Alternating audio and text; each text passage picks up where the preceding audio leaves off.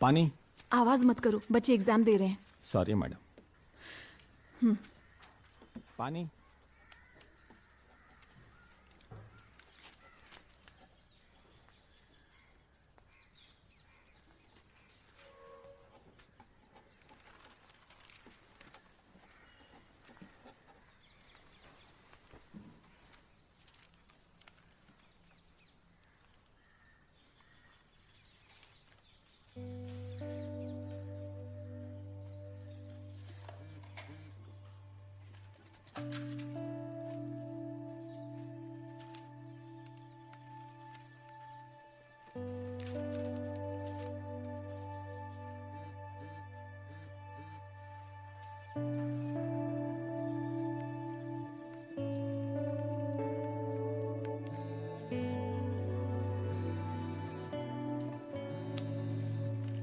Hello.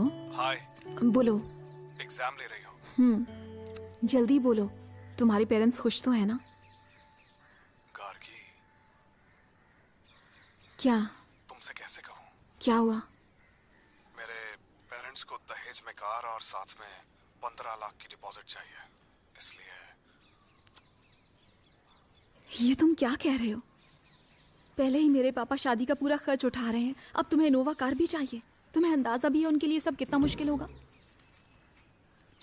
सच कहूं तो इससे ज्यादा बोझ नहीं डाल सकती। अरे यार शांत हो जाओ, मैं तो मजाक कर रहा था। तुम तो 1 सेकंड में भड़क गई। मजाक में भी ये सब कैसे बोल सकते हो? अरे बेवकूफ, मान लो किसी वजह से हमारी शादी टूट जाती है तो तुम्हें तो फर्क पड़ेगा नहीं कि हम एक नहीं हो पाए। तुम्हें तो हमसे ज्यादा अपने पापा की तकलीफ की पड़ी है ना? खैर छोड़ो, खाना खाया? एग्जाम के बाद खाऊंगी। अच्छा, माँ ने लंच में क्या दिया है? उपमा दिया है क्या? हाँ? मेरी सासू माँ को उपमा के अलावा और कुछ पकाना आता भी है या नहीं? कहीं शादी के मेन्यू में 50 तरह का उपमा तो नहीं होगा? लिखना बंद करो और पेपर्स बांध कर मुझे दे दो। चेक करना कि एडिशनल शीट पर अपना नाम और रोल नंबर लिखा है। जल्दी करो, टाइम इज अप। तुम अब तक क्यों लिख रही हो?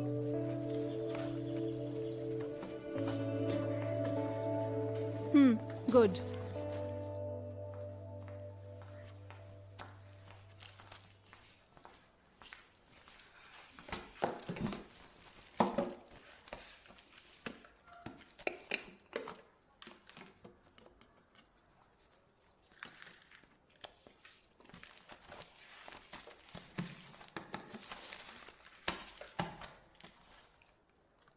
पार्लियामेंट में आज से जुलाई महीने का मॉनसून सेशन शुरू हो चुका है।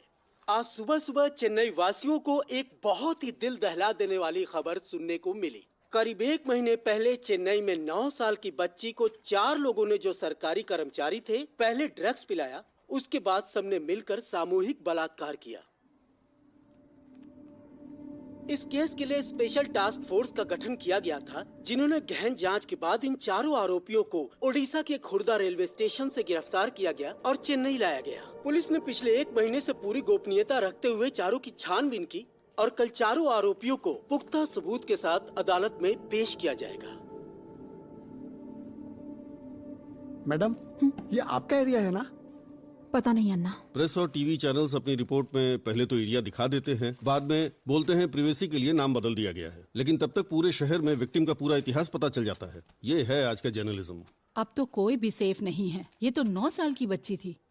जहाँ तक मेरी नॉलेज है, ये इस साल का तीसरा या चौथा केस है। ये लोग एक 9 साल की बच्ची के साथ ऐसा कैसे कर सकते हैं? इसलिए हर कर्मचारी का बैकग्राउंड चेक करना जरूरी है, वरना यही सब होगा। Breaking news. चेन्नई के एक 9 साल की बच्ची के साथ सामूहिक बलात्कार केस में 4 आरोपियों की गिरफ्तारी के बाद फुरेर इलाके से 5वें आरोपी को गिरफ्तार करने की खबर आई है। पहले गिरफ्तार हुए चारों आरोपी उत्तर भारतीय थे, लेकिन जिस 5वें आरोपी को आज गिरफ्तार किया गया है, कहा जा रहा है कि वो उसी इलाके का रहने वाला है जहां की वो विक्टिम है।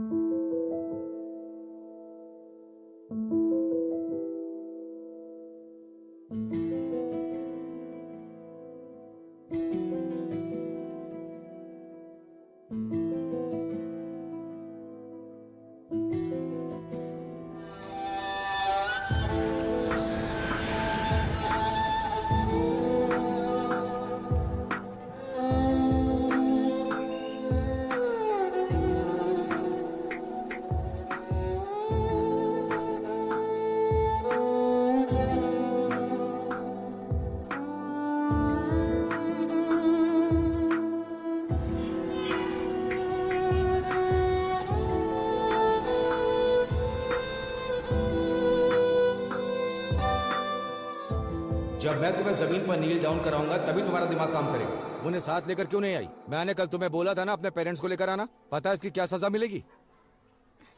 तेरी हिम्मत कैसे हो रही है मुझसे आंख मिलाने की? बोल, जवाब दो। दिनकरण, ये तुम क्या कर रहे हो? वो बच्ची है, छोड़ो उसे। क्या सर, इसे बच्ची बोल रहे हैं? ये अपना होमवर्क नहीं करती है, क्लास में ध्यान नहीं लगाती है, मेरे बोलने पर भी अपने पेरेंट्स को बुलाकर नहीं लाई, और ना ही ट्यूशन पर जाती है। तुम जाओ दिनकरण, मैं बात करता हूँ। सर प्लीज दिनकरण, जाके क्लास लो। ठीक है, जो करना है कीजिए। जाओ।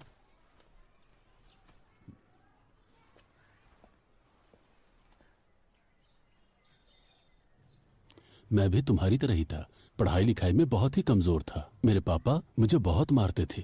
फिर मैं ट्यूशन गया, पढ़ाई में मेहनत की, और देखो आज मैं मैथ का टीचर हूं। मैं तुम्हारी माँ से बात करूंगा। रोज शाम तुम्हें मेरे पास ट्यूशन आना होगा गार्गी, तभी तुम पास हो पाओगी। समझ रही हो ना? तुम क्या चाहती हो, फेल होना या पास होना? फेल होना या पास होना?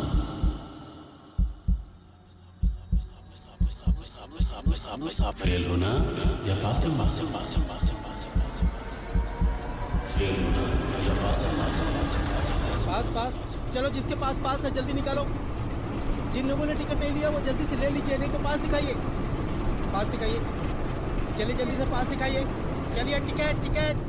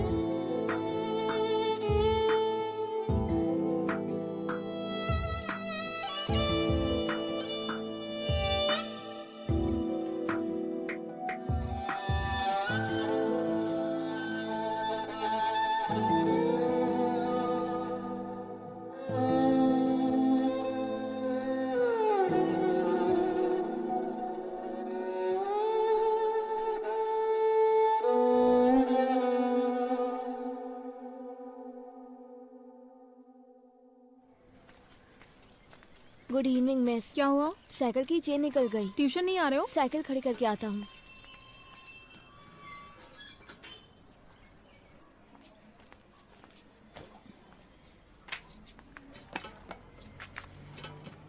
रुकिए।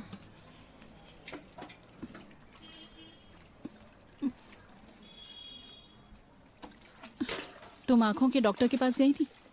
आपके पति परमेश्वर कहाँ हैं? मुझे लेने क्यों नहीं आए? आमदनी कम हो रही है, वो भानु अन्ना के पास गए हैं, शायद कोई काम मिल जाए। बताती तो इंतजार नहीं करती ना। अब बस भी करना, एक ही बात पकड़ती है। कल आंखों के डॉक्टर के पास चली जाना। ये सब टालना नहीं चाहिए। अक्षरा कहाँ है? बाहर गई है खेलने, शायद गांधी पार्क में होगी। माँ, आप इतनी लापरवाह कैसे हो सकती हैं? जानती है ना बाहर की दुनिया कैसी है। अभी आ जाएगी, तू ट्यूशन लेने की तैयारी कर। देखो मैंने ये लिख लिया। तुम अच्छे से तैयारी करो, तुम क्लास में जरूर टॉप करोगी।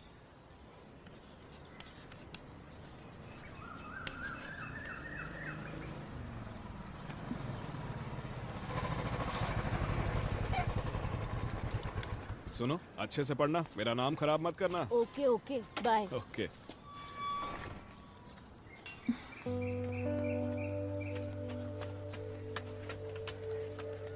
इतनी देर क्यों हुई? मैं तो कब से तैयार था मिस, इनकी वजह से लेट हो गया। चुप कर।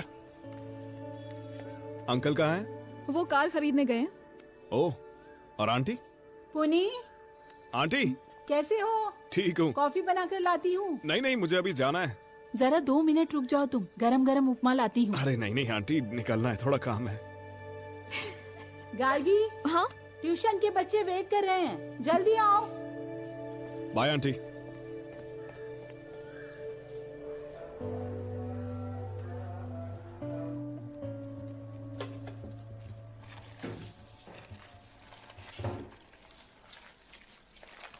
पूर्णी यहाँ आना। हाँ आंटी। जाके अपनी माँ को देना, कहना थोड़ा नमक मिला के रात भर छोड़ दे। अच्छा ठीक है आंटी। छोटी कहाँ है? अब तक वापस नहीं आई? नहीं आती होगी। माँ आप समझती क्यों नहीं है? मैंने कहा था ना उसे शाम 5 बजे के बाद बाहर मत भेजिएगा। मैंने तुझे 1000 बार बोला है कि ये पीली वाली ड्रेस मत पहना कर। कोई बात तेरे भेजे में घुसती ही नहीं है। भूल गई थी। खाना भूलती है क्या?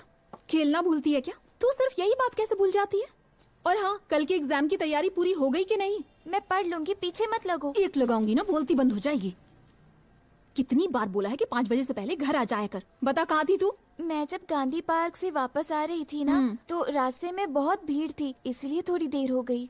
माँ ये कहाँ से ऐसे बहाने ढूंढ कर लाती है? मैं सच बोल रही हूँ, वहाँ हर तरफ पुलिस कहाँ है?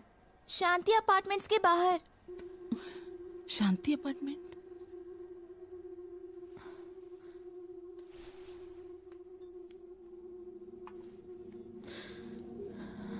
number you are calling is either switched off or not.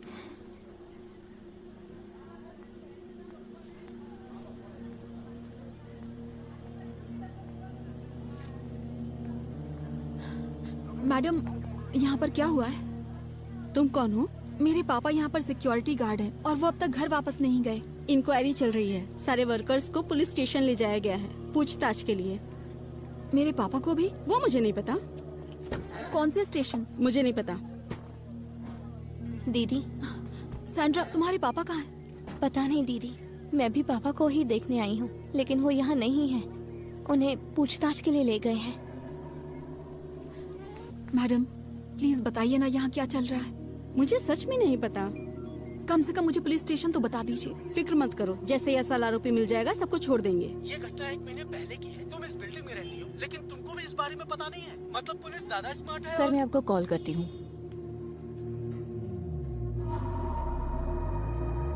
माँ, वो कौन है?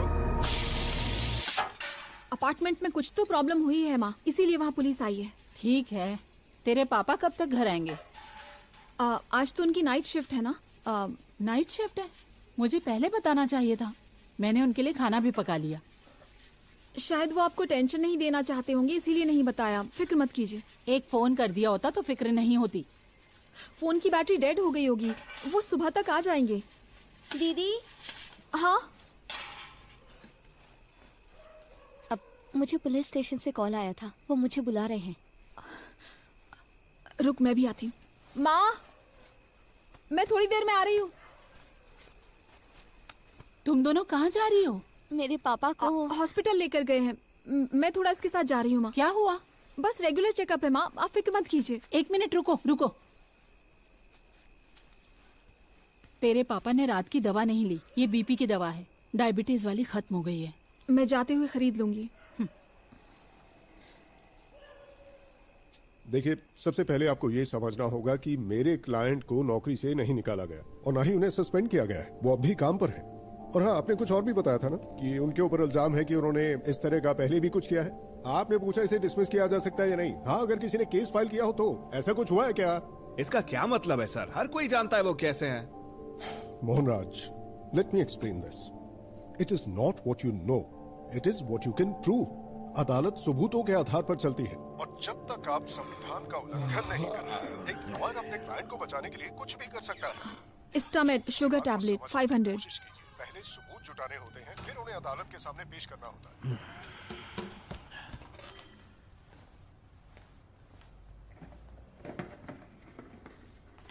एक ही टैबलेट चाहिए। सिंगल नहीं मिलेगी, पूरी स्ट्रिप लेनी पड़ेगी। क्यों? एक टैबलेट से शुगर ठीक नहीं होती है।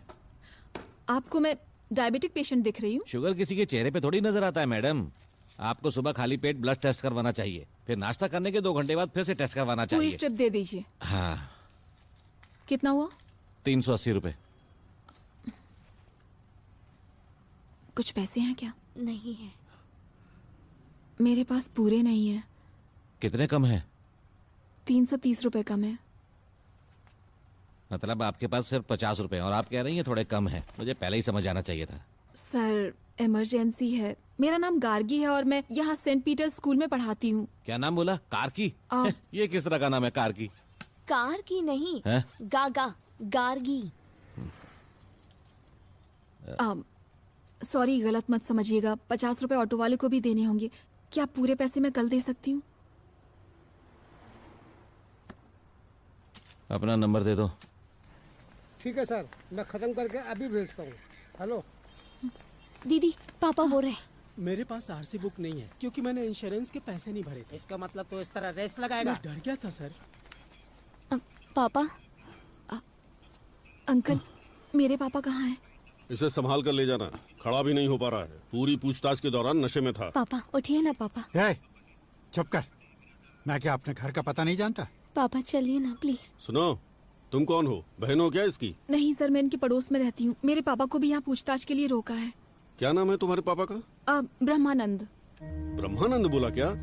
मैं इनके लिए रिक्शा बुलवा देता हूँ। अंदर बेनिक सर हैं, तुम जाकर पहले उनसे मिलो।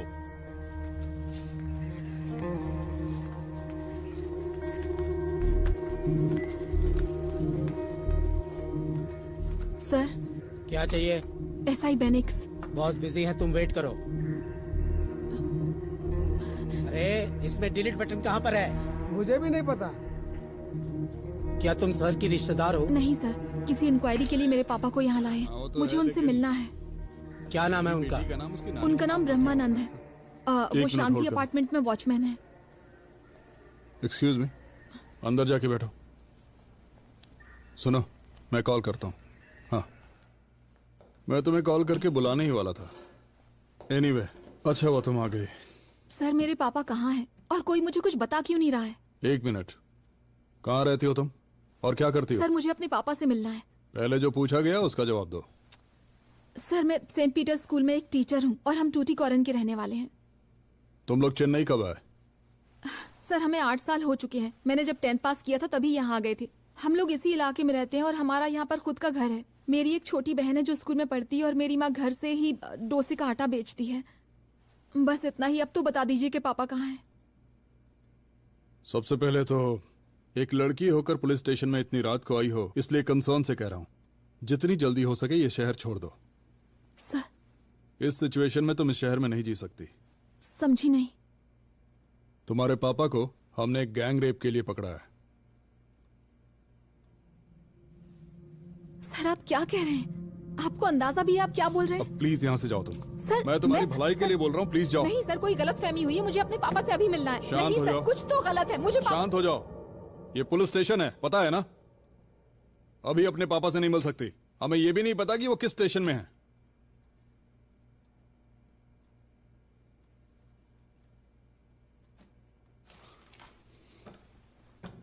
पानी पियो, प्लीज पी लो। ये मत सोचना कि तुम्हारे पापा को इसलिए गिरफ्तार किया क्योंकि हमें कोई और नहीं मिला। महीने भर नजर रखी, शक यकीन में बदला, तब गिरफ्तार किया गया उन्हें।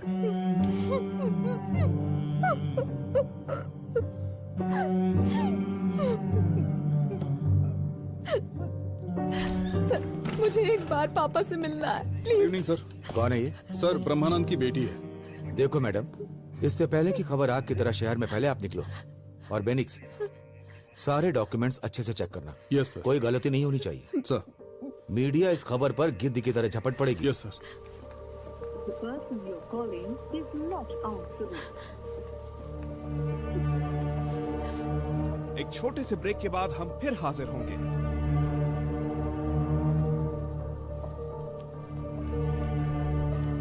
रामू, सर, किसी गार्गी का बार बार कॉल आ रहा था।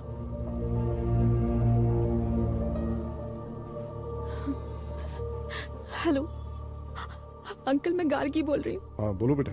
पुलिस ने पापा को गिरफ्तार कर लिया। गार्गी? कुछ पता नहीं चल रहा उन्हें कहाँ रखा है। गार्गी? वो लोग शहर छोड़कर जाने को कह रहे हैं। गार्गी, शांत हो जाओ और मुझे बताओ हुआ क्या है। मुझे कुछ समझ में नहीं आ रहा अंकल। मैं S5 स्टेशन के बाहर हूँ। मैं पता करके तुम्हें कॉल करता हूँ। ओके?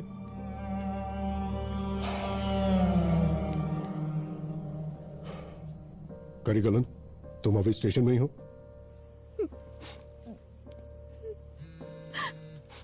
हेलो गार्गी, तुम्हारे पापा पुलिस कस्टडी में हैं और पब्लिक हंगामा ना करे इसलिए वो किसी को नहीं बता रहे उन्हें कहाँ रखा है। अंकल, जब तक आप नहीं आते मैं यहीं रुकी हूँ। गार्गी, रो मत, मेरी बात ध्यान से सुनो और जितना जल्दी हो वहां से निकल जाओ। तुम्हारा स्टेशन में रुकना ठीक नहीं है। तुम बस अभी वहां से निकलोगे। मैं हूं ना बेटा, मैं सब संभालूंगा। कल घर आता हूँ, फिर आराम से बात करते हैं। Don't worry.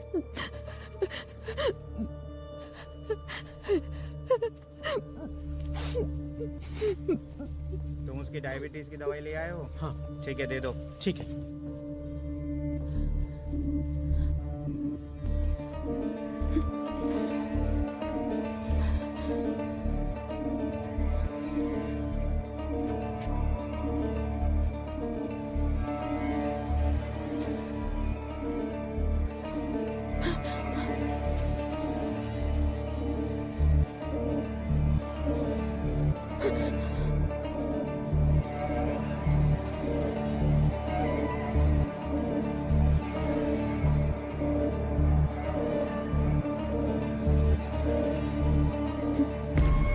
ये लो, खाओ और सो जाओ। सब इंस्पेक्टर तुम्हें कल मिलेंगे।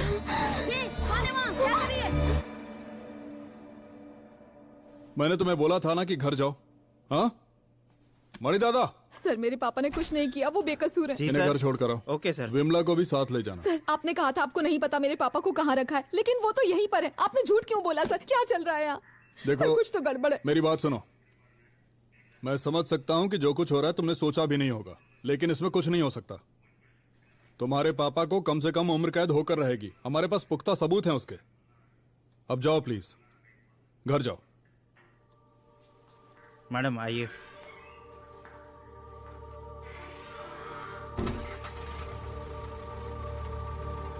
मैडम,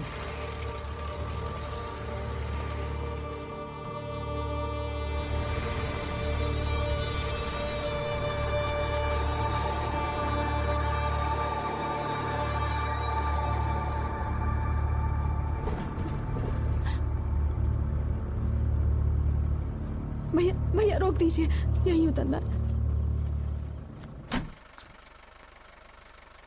हमें उस 5वें आरोपी पर बहुत ही चौंकाने वाली खबर मिली है। पहले गिरफ्तार हुए चारों आरोपी उत्तर भारत से थे, लेकिन 5वां आरोपी पीड़िता के शहर का ही है। इतना ही नहीं, वो उसी के इलाके का है। गार्गी जल्दी से खाना खा ले और सोने से पहले चटनी को फ्रिज में रख देना।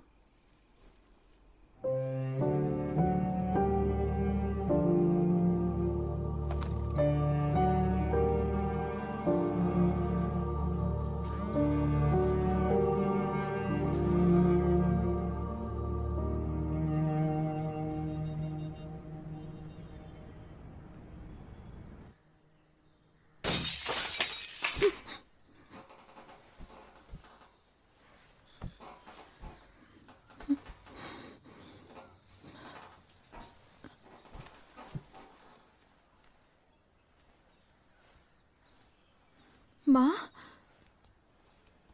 क्या हुआ?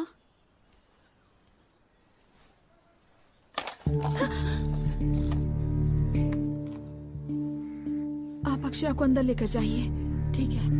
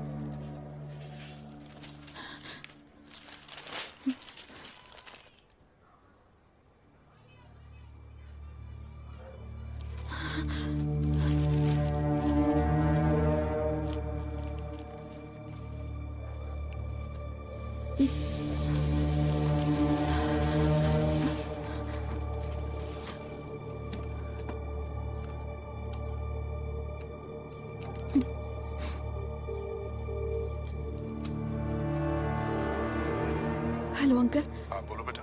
पापा की खबर अखबार में आ गई है। कौन से न्यूज़? सिटी टाइम्स में। तुमने कल रात किसी से बात की थी क्या? नहीं अंकल, मैंने इस बारे में किसी से कुछ नहीं कहा। ठीक है, तुम 11 बजे कोर्ट में आ जाओ। ओके? ठीक है। लेकिन बेटा मीडिया की नजरों से दूर रहना। Okay uncle.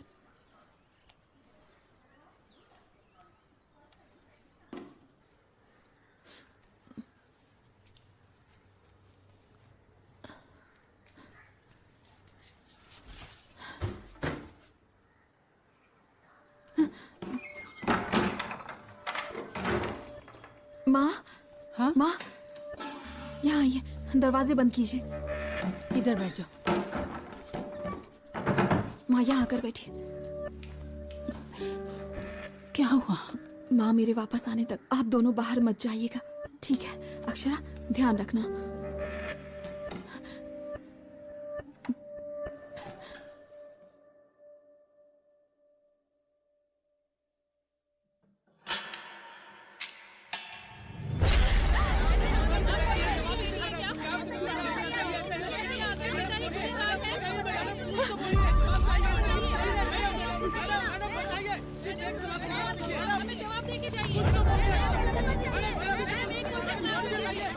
मुझे कुछ नहीं पता, प्लीज प्लीज जाने दीजिए। भैया कोर्ट चलेंगे?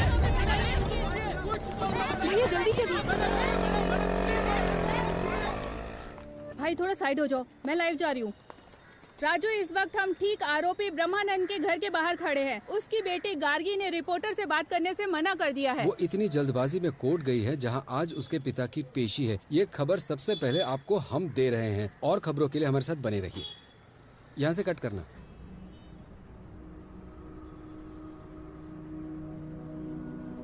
सारे कॉलेज स्टूडेंट्स हैं बॉस। पीटने के बाद सभी भाग जाएंगे, कोई पकड़ा नहीं जाएगा, हमारा नाम कहीं नहीं आएगा। ठीक है सर। साला ढंग से मूतने भी नहीं देता। सब तैयार है ना? हाँ भाई। कोई गड़बड़ नहीं होनी चाहिए। नहीं नहीं भाई, कुछ नहीं होगा। ठीक है, जा सबके लिए चाय लेके आ। हाँ भाई।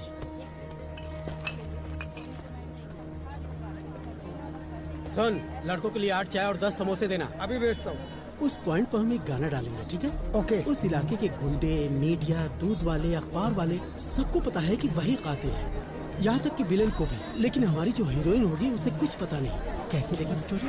बहुत ही बढ़िया स्टोरी है, क्या बात है। तो आपको लगता है सजा मिलने से क्रिमिनल्स नहीं सुधरेंगे? मैंने ठीक कहा ना? हाँ, सजा से उसमें कोई बदलाव नहीं आएगा, सिर्फ शांति से।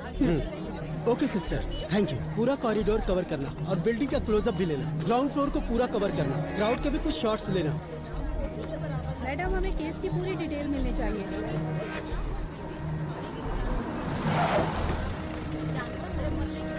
सर, इतनी भीड़ क्यों है? Student sir. सबको हटाओ यहाँ से, जल्दी। Okay sir.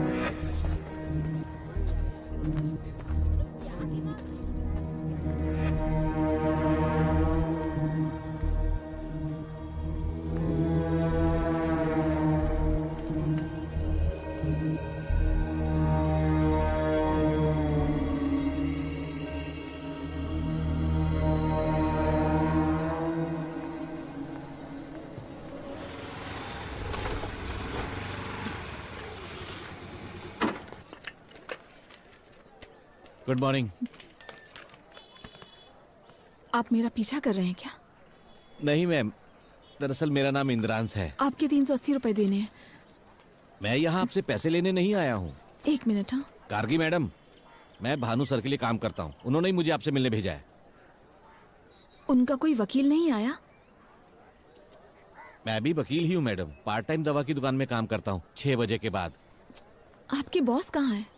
सर कोर्ट के अंदर है, इन्होंने 10:30 बजे ही सुनवाई शुरू कर दी बाहर के मसले से बचने के लिए। बस आते ही होंगे।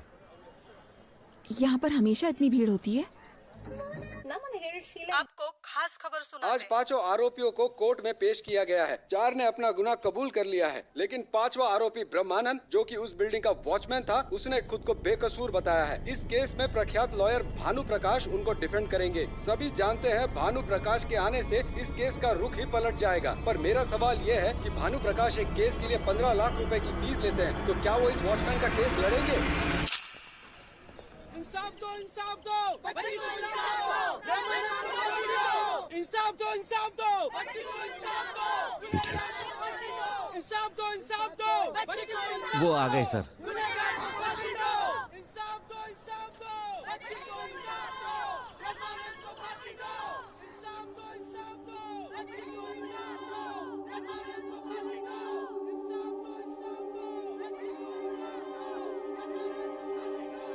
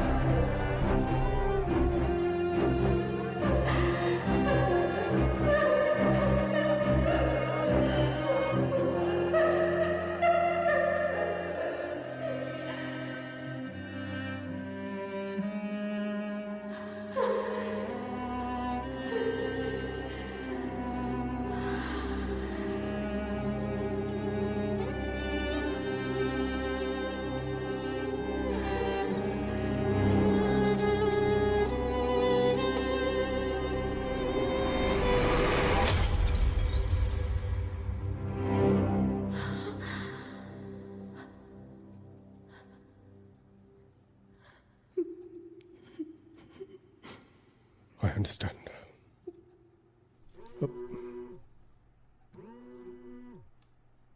One minute. नमस्ते सर, काफी दिनों बाद बात हो रही है।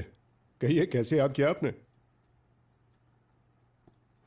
हाँ ओके ओके ठीक, एक मिनट मैं बाहर आ रहा हूँ। I'll just come back बेटा। पानी चाहिए क्या? नहीं चाहिए। मैं तुमसे पूछ रहा हूं, पानी चाहिए क्या?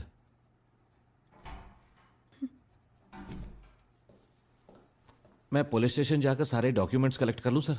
नहीं अभी नहीं।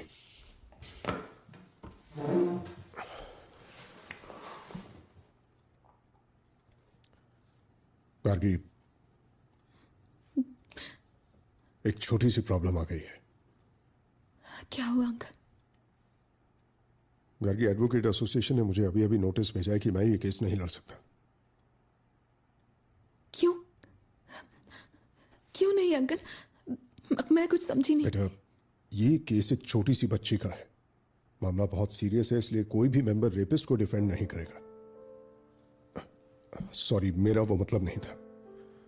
बार एसोसिएशन ने कहा है कि कोई भी ब्रह्मानंद को डिफेंड नहीं कर सकता, कोई उसका केस नहीं लड़ेगा।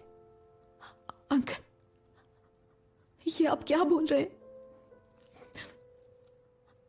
अब मैं क्या करूंगी? आई अंडरस्टैंड बेटा, लेकिन मेरी भी कुछ समझ में नहीं आ रहा है। लेकिन एक मेंबर होने के नाते एसोसिएशन पॉलिसी के खिलाफ जाकर मेरे लिए लड़ना पॉसिबल नहीं होगा। अंकल, सर 2009 के स्क्रू ड्राइवर शंकर केस में एसोसिएशन ने सबको ऐसा ही नोटिस भेजा था, लेकिन लॉयर हुसैन ने वो केस लड़ा और जीता भी। सरकार ने भी उनकी तारीफ की थी सर। बेटा, मैं एसोसिएशन के खिलाफ जाकर ये केस नहीं लड़ सकता। और वो एडवोकेट आज मलेशिया में सेटल्ड है। और हां, तुम इस शहर में खाली हाथ आते हो। अगर बदनामी भी हुई तो कुछ तो मिलेगा ही, लेकिन मेरे केस में ऐसा नहीं है। नाम, इज्जत, शोहरत, पैसा सब कुछ यहीं कमाया मैंने, और मैं इसे खो नहीं सकता। सॉरी बेटा, तुम जानती हो मैं तुम्हारी मदद करना चाहता हूं, लेकिन मेरे हाथ। सर, हाई प्रोफाइल केस है, ले लेते हैं ना सर? इस चार दीवारी में बातें करना बहुत आसान है, क्लाइंट के लिए अदालत में लड़ना और बात है। और प्लीज तुम मुझे ज्ञान देने की कोशिश मत करो बेटा, प्लीज अंडरस्टैंड। अंकल, एक बार सोचकर देखिए ना प्लीज। मेरे पापा हर दिन आपकी बेटी को स्कूल लेकर जाते थे। आपके घर के लिए उन्होंने दिन रात काम किया। जब भी बुलाया वो आए। उस नाते ही उनकी मदद कर दीजिए प्लीज। देखो बेटा, सिर्फ मीडिया ही नहीं, अगर मेरी फैमिली ने भी मुझे रोका होता तो भी मैं तुम्हारे पापा की हेल्प करता, लेकिन मैं एसोसिएशन के रूल्स नहीं तोड़ सकता। Please try to understand. I can't risk my career. और गार्गी, इससे पहले भी मैंने तुम्हारे पिता की मदद कई बार की है। और याद रखना, इस वक्त जहां वो जॉब कर रहे थे, वो जॉब भी उन्हें मैंने ही दिलाई है। Don't forget that.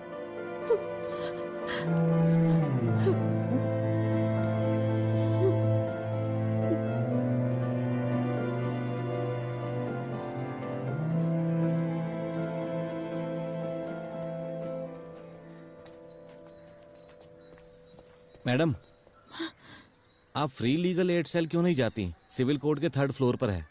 It is the duty of the state to see that the legal system promotes justice on the basis of equal opportunity for all its citizens. It must therefore arrange to provide free legal aid to those who cannot access justice due to economic and other disabilities. मैं ये इसलिए बता रहा हूँ कि अगर कोई lawyer afford नहीं कर सकता तो सरकार उन्हें फ्री में लॉयर देती है, ये बोलना चाहता था।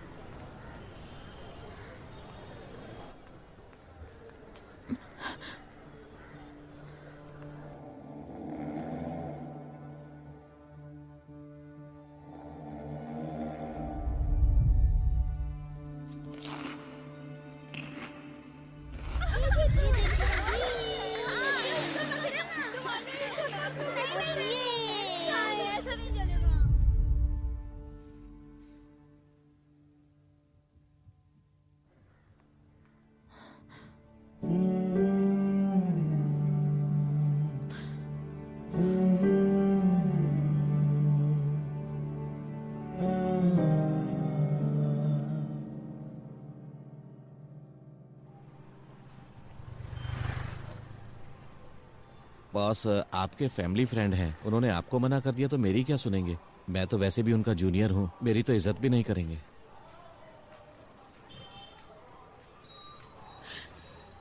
तो अब मुझे क्या करना चाहिए? ये तो मुझे भी नहीं पता। जो वकील एसोसिएशन के रूल्स को नहीं मानता वही ये केस ले सकता है। मुझे नहीं लगता ऐसा कोई मिलेगा। ठीक है। और अपनी सलामती के लिए इस तरह पब्लिक में निकलना कम करो।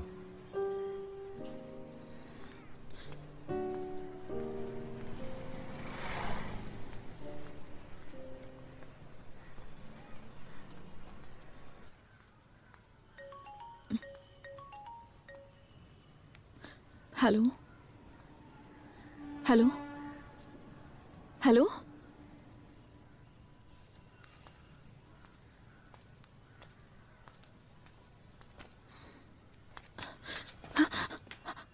बन्नी, तुम्हारी आवाज सुनने के लिए मुझे किसी और नंबर से कॉल करना पड़ेगा क्या? मैं तुम्हें कैसे समझाऊं? एक दिन में पूरी जिंदगी पलट गई हमारी। चलो कोई बात नहीं, मैं समझता हूँ। मुझे नहीं पता क्या हो रहा है, मैं क्या करूं बताओ। तुम बिल्कुल फिक्र मत करो, हम बैंगलोर जा रहे हैं। मेरी फैमिली की टेंशन मत लो। और हाँ, माँ और अक्षरा को भी साथ ले लेना। मैं समझी नहीं। मैं तुमसे शादी करना चाहता हूँ ताकि हम नई शुरुआत करें। और पापा? तुम पागल हो गई हो क्या? कोर्ट में इतना कुछ हो गया और तुम उनकी सोच रही हो? मैं उन्हें ऐसे छोड़कर चली जाऊं? मेरा मतलब वो नहीं है गार्गी। पता नहीं केस कब तक चलेगा, लोग पता नहीं क्या क्या कहेंगे। एक मिनट, अगर ये तुम्हारे परिवार के साथ हुआ होता तो तुम लोगों की सुनते? नहीं ना गार्गी, एक बार मेरे नजरिए से तो देखो। अभी तो जीना शुरू भी नहीं किया है, इसकी वजह से हम जिंदगी बर्बाद थोड़ी कर सकते हैं। हाँ, तुम्हारा लॉयर सब संभाल लेगा, उसके लिए यहाँ रहने की क्या जरूरत है? तुम्हें अंदाजा भी है तुम क्या कह रहे हो? मेरी माँ को कैसा लगेगा जब मैं कोर्ट कचहरी के चक्कर काटूंगा? बोलो।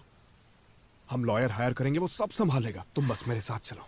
अगर ये तुम्हारे पापा के साथ हुआ होता तो तुम यही बोलते? मेरे पापा ऐसे इंसान नहीं है। मैं भी यही कहना चाह रही हूँ, मेरे पापा भी ऐसे इंसान नहीं है। ओ गार्गी, तुम सिचुएशन की सीरियसनेस समझ क्यों नहीं रही हो? सिर्फ इस केस की वजह से हम सबकी जिंदगी तुम समझ क्यों नहीं रही हो? मानो या ना मानो, मैं अपने पापा को आजाद करवा कर रहूंगी। अगर इंतजार कर सकूं तो कर लेना, वरना मैं समझ जाऊंगी। वो मेरे पापा हैं, मेरे पापा। और अगर तुम्हें मुझसे फिर से कोई बात करनी हो तो घर चले आना, सड़क के बीच मत करना। गार्गी,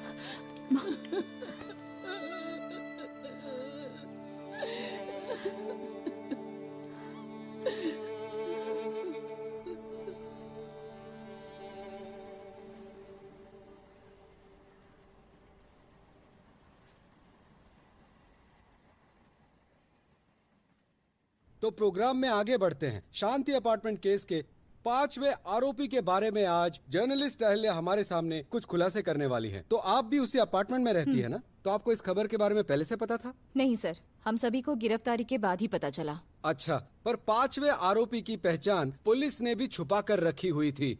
आपने ये खुलासा क्यों किया? पुलिस कब नाम बताएगी, हम तब तक इंतजार नहीं कर सकते। मेरा काम है सही खबर पहुंचाना। ऐसा कहा जा रहा है कि आपने सबूत के आधार पर नहीं, सिर्फ शक के बिना पर ऐसा किया है। क्या ये गलत नहीं है? शक ऐसे ही हेडलाइंस नहीं बन जाती, बहुत सोच समझकर कदम उठाने होते हैं। क्योंकि पांचवा आरोपी ब्रह्मानंद आपके अपार्टमेंट में काम करते थे, क्या आप उन्हें बेहतर जानती थी? बिल्कुल नहीं, बल्कि इसका उल्टा हुआ है। जब भी आप ब्रह्मानंद के बारे में अपार्टमेंट में किसी से भी पूछेंगे ना, तो लोग सिर्फ उनकी तारीफ ही करेंगे। तो आपने ये कैसे पता लगा लिया कि वही अपराधी है? दरवाजे पर कोई आया है। कौन है? पता नहीं। आप अक्षरा के साथ अंदर ही रुकिए।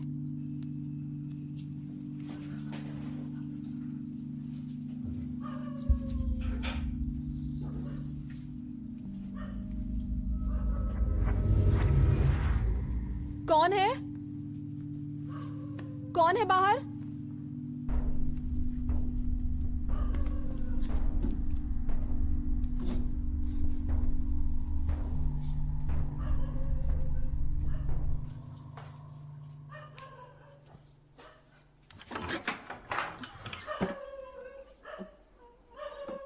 हेलो मैडम, दरअसल मेरा पूरा नाम इंद्रांश कलिया पेरूमल है। मैं तिरुनेलवेली के पास कथालाम पट्टी से हूँ। लॉ पढ़ने के बाद मैं वहीं काम करता था। करीब 5 साल पहले मेरे माता पिता दोनों का देहांत हो गया। उसके बाद मैं चेन्नई शिफ्ट हो गया, पर मुझे एक भी केस नहीं मिला। ऊपर से मुझे हकलाने की बीमारी है, इसलिए मुझे जो भी काम मिलता है मैं कर लेता हूँ। अगर आपको ठीक लगे तो मैं आपके पिता का केस लेना चाहता हूँ। आप सोचते होंगे कि ये तो सिर्फ एक असिस्टेंट है, इस पे कैसे यकीन कर सकती हूँ? ठीक है, है? अभी बहुत देर हो चुकी है, कल सुबह आइएगा। ठीक है, फिर तुम्हें दवा लेने बाहर जाना पड़ता है, इसलिए मैं ये डायबिटीज की गोलियां लेकर आया था। वो मेरे पापा खाते हैं। अच्छा, लगता है किसी ने मेन फ्यूज निकाल दिया है। मैं जाते हुए उसे देख लेता हूँ। हैं? कल मिलते हैं।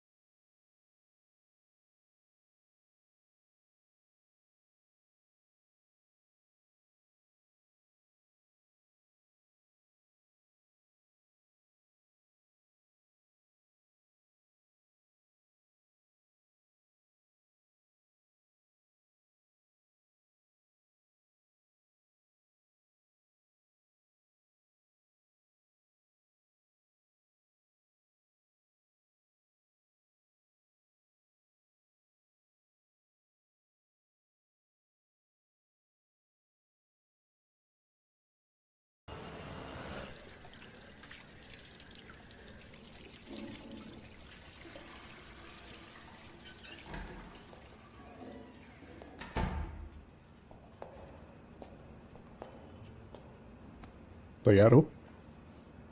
ओपनिंग आर्ग्यूमेंट्स क्या है? पब्लिक प्रोसिक्यूटर जब जज के सामने उल्टे सीधे सवाल करेगा तुमसे, 1 मिनट भी खड़े नहीं रह पाओगे तुम। तुम्ही ने मुझसे कहा था ना कि तुम्हें हकलाने की बीमारी है और कोई भी तुम्हें खुद को साबित करने का मौका नहीं देता, और यही वजह थी तुमने शाम को ऑफिस के बाद एक फार्मेसी में काम करने का फैसला लिया था। तुमने केस लड़ने की सोची भी कैसे? ऐसा वकील जिसके पास कोई केस नहीं आता, उसे भी एक दिन मौका जरूर मिलता है। लेकिन जब पूरे स्टेट की नजरें तुम पर होती हैं और तुम एक अपराधी की तरफ से केस लड़ते हुए हार जाते हो, जो कि एक मीडिया ट्रायल केस है, तो तुम्हें पूरी जिंदगी एक केस नहीं मिलता। अगर तुम फ्री में भी लड़ना चाहोगे तब भी तुम्हें केस नहीं मिलेगा। तुम हारोगे, और सिर्फ केस ही नहीं, तुम इस केस के साथ साथ अपनी पूरी जिंदगी भी हार जाओगे। सब कुछ खत्म हो जाएगा। सर, मेरी जिंदगी में है क्या जो खो दूंगा? मिलते हैं सर।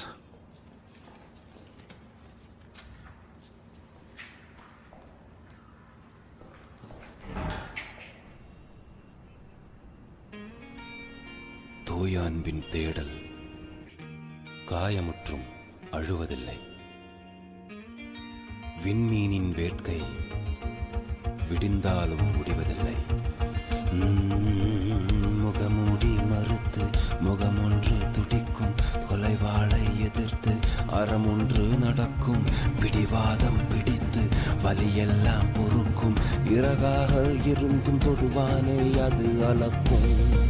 நீல்பாறை சுல்சூரை கடக்கும் தீ தீ தீ குருவி, உள்மீறி வாழ்மீறி பறக்கும் தீ தீ தெம்பிரவி. மாசரு பொன்னே வளம்புரி முத்தே காசரு வீரரே கரும்பே தேரே, காசரு வீரரே கரும்பே தேரே, வளம்புரி முத்தே மாசரு பொன்னே.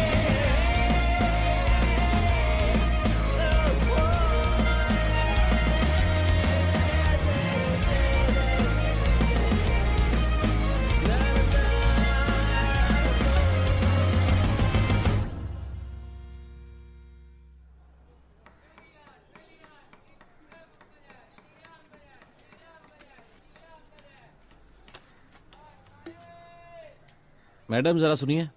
बोलिए। आप दोनों की शादी को कितने साल हो गए? करीब करीब 25 साल हो गए। हाँ, क्या वो अक्सर काम बदलते रहते थे? अक्सर तो नहीं, पर 4-5 साल में तो। अच्छा, तो ये बताइए कि वो इतना काम क्यों बदलते माँ, थे? आप और काम कीजिए, मैं बात करती हूँ। कुछ नहीं। ये आप क्या कर रहे हैं? नहीं, वो मैं सोच रहा था। क्या सोच रहे थे? हाँ, केस के ही बारे में कि क्या हमारे पास। आपको पता है इस केस को लेकर आपको कितना वक्त हो चुका है, और आज से सुनवाई भी शुरू हो रही है। अब तक आपके पास कोई सबूत नहीं है। आप पापा की बेल नहीं करवा पाए और माँ से सवाल कर रहे हैं। आपसे नहीं हो रहा तो मुझे बताइए। सुनो, मैं अपनी तरफ से जितना हो सके कोशिश कर रहा हूँ। विटनेस स्टेटमेंट रिपोर्ट बहुत स्ट्रांग है। हमारी दलील को सपोर्ट करने के लिए कुछ नहीं है। कुछ नहीं का मतलब कुछ नहीं। पता कर लो, इस तरह के केस में बेल नामुमकिन होती है। इस तरह की केसेस मतलब आप कहना क्या चाहते हैं? कुछ नहीं, आप गलत समझ रही हैं। मुझ पर एक एहसान कीजिए, वापस जाकर असिस्टेंट का काम पकड़ लीजिए। देखो, मेरी बात का गलत मतलब मत निकालो। थैंक्स, मैं सब कुछ कर लूंगी। आप प्लीज यहाँ से जाइए। गार्गी, एक वकील होने के नाते हर पहलू से सोचना मेरा काम है। कहानियां बनाने से कुछ नहीं होगा, वक्त निकला जा रहा है। मेरी बात सुनो, आप अच्छे से जानती हैं ये मेरा पहला केस है और कोर्ट में बहस मुझे करनी है, इसलिए मुझे हर तरफ से सोचना होगा। कोई जरूरत नहीं है, एक तरफ सोचेंगे तो भी बहुत है। मेरे लिए काम की होनी चाहिए। ठीक है, ठीक है। ये आपका ठीक बोलना मुझे ठीक नहीं लगा। पर मैंने ठीक ही बोला है। चलिए अब माँ आती हूँ। ठीक है। मैडम, डोसा फेंकने की जरूरत नहीं है, टिफिन में पैक कर दीजिए, मैं कोर्ट पे खा लूंगा। ओ, चलिए।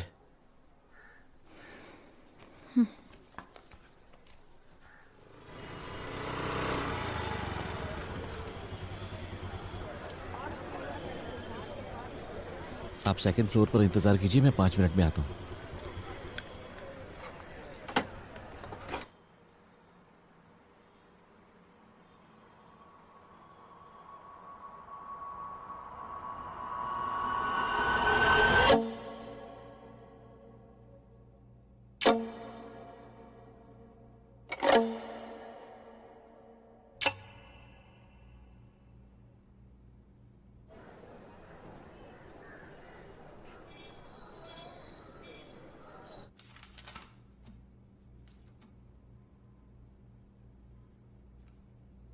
विक्टिम यहाँ नहीं है। मेडिकल इमरजेंसी थी मैडम, मेरा मतलब सर, योर ऑनर। विक्टिम ही इस केस में गवाह है ना, तो कैसे शुरू हो सकता है? मैं इस केस को अगली डेट दे देती हूँ। विक्टिम पहले ही आरोपी नंबर 5 ब्रह्मानंद को टिप 2 में आइडेंटिफाई कर चुकी है मैडम, तो हम केस को आगे बढ़ा सकते हैं। ये मेरी दरख्वास्त है your honour. Okay, proceed. Thank you. Investigating officer Bennix. आयो बेनिक्स। आपका नाम? बेनिक्स जयराज। पिताजी का नाम? जयराज नवरसु। कसम खा के बोलिए। जो कहूंगा सच कहूंगा। आपकी पोस्टिंग कौन सी पुलिस स्टेशन में है? सर, S5 पुलिस स्टेशन में। सब इंस्पेक्टर बेनिक्स। जी सर। शांति अपार्टमेंट के 9 साल की बच्ची PW1 के केस की तफ्तीश शुरू से आप ही करते आ रहे हैं ना? जी हाँ sir. I object your honour. मेरी ये मांग है कि पहले PW1 को कटघरे में बुलाया जाए। PW1 ने पहले ही एक टेस्ट आइडेंटिफिकेशन परेड में अपराधी को आइडेंटिफाई कर लिया है, तो उसकी जरूरत नहीं है। ठीक है your honour. Objection overruled. Thank you your honour. Bennix. Sir. Court को इस केस की हकीकत बताइए। ठीक है सर। पहला आरोपी मुकेश ठाकुर F5 में विक्टिम के घर के ऊपर वाली मंजिल में काम करता था। उसके मालिक के पास एक कुत्ता है। मुकेश हर शाम उसे 5:30 बजे घुमाने ले जाता था। बिल्डिंग की लिफ्ट में पालतू जानवर अलाउड नहीं है, इसलिए वो सीढ़ियों से आता जाता था।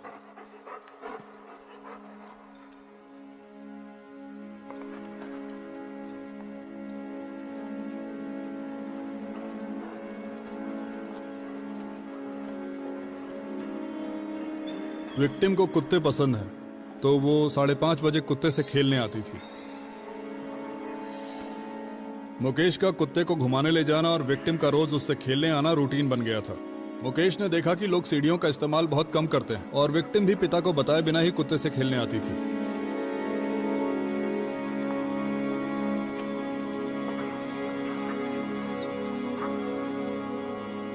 मुकेश ने यह बात अपने दोस्तों को बताई जो कि आसपास ही काम करते थे। वो सभी इस मौके का फायदा उठाने की सोचने लगे।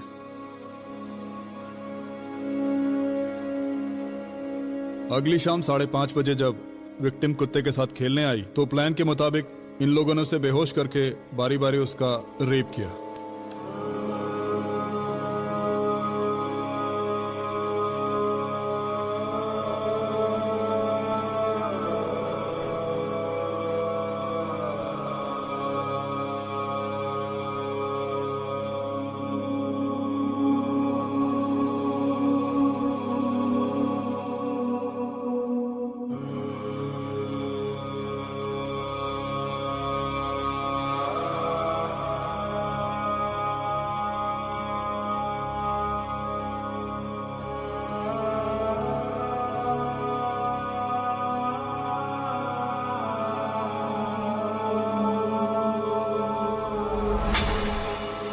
अचानक किसी चीज के गिरने की आवाज आई और वो लोग भाग गए।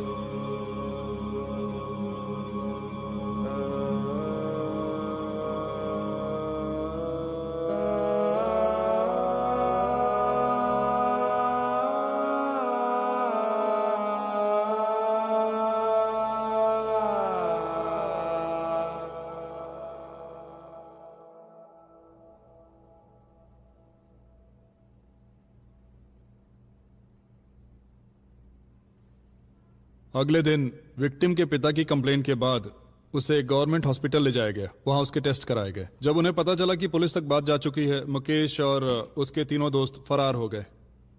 हमने उन्हें ढूंढने के लिए टास्क फोर्स बनाई। फिर हमें पता चला कि वो लोग उड़ीसा में हैं। उड़ीसा पुलिस की मदद से हमने उन्हें खुर्दा रेलवे स्टेशन से गिरफ्तार किया और चेन्नई ले आए। चेन्नई में हमने विक्टिम के स्वैब टेस्ट और उनके DNA सैंपल्स को मैच किया और रिजल्ट्स पॉजिटिव आए। पर तब तक विक्टिम की तबीयत खराब हो गई, वो अनस्टेबल हो गई। विक्टिम सिर्फ 9 साल की थी, तो हमने उसके ठीक होने का इंतजार किया। उसके बाद हमने किसी तरह उसके पिता को मनाया।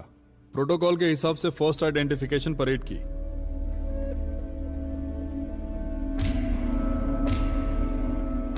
परेड में विक्टिम ने 4 आरोपियों की पहचान कर ली। पर परेड के बाद विक्टिम अपने पिता के पास गई और उनके कान में कुछ कहा। उस वक्त हमें पता चला कि इसमें एक और अपराधी शामिल था। फिर हमने इस केस को फिर से री इन्वेस्टिगेट करना शुरू किया, बिल्कुल शुरुआत से। उस समय हमें पता चला कि गवाह ब्रह्मानंद ने विक्टिम को घर पहुंचाया था। विक्टिम की दादी ने बताया कि तब 6:30 बजे थे, पर चारों आरोपी जब आवाज सुनकर भागे तब बजे थे 6। तो इस आधे घंटे तक सिर्फ गवाह ब्रह्मानंद ही विक्टिम के साथ था।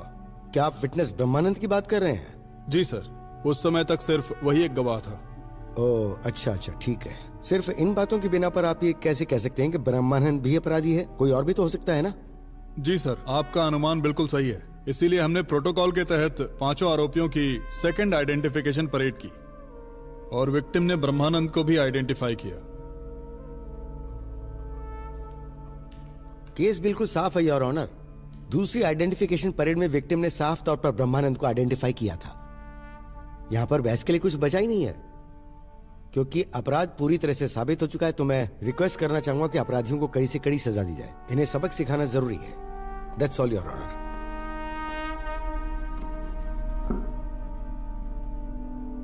इंद्रंस, क्या आप PW2 को क्रॉस एग्जामिन करना चाहते हैं?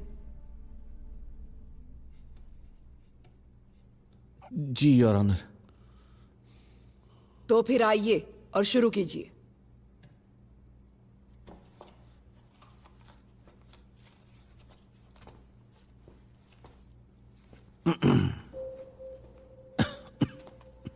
क्या हुआ? पानी पी लीजिए। मैं ठीक हूं।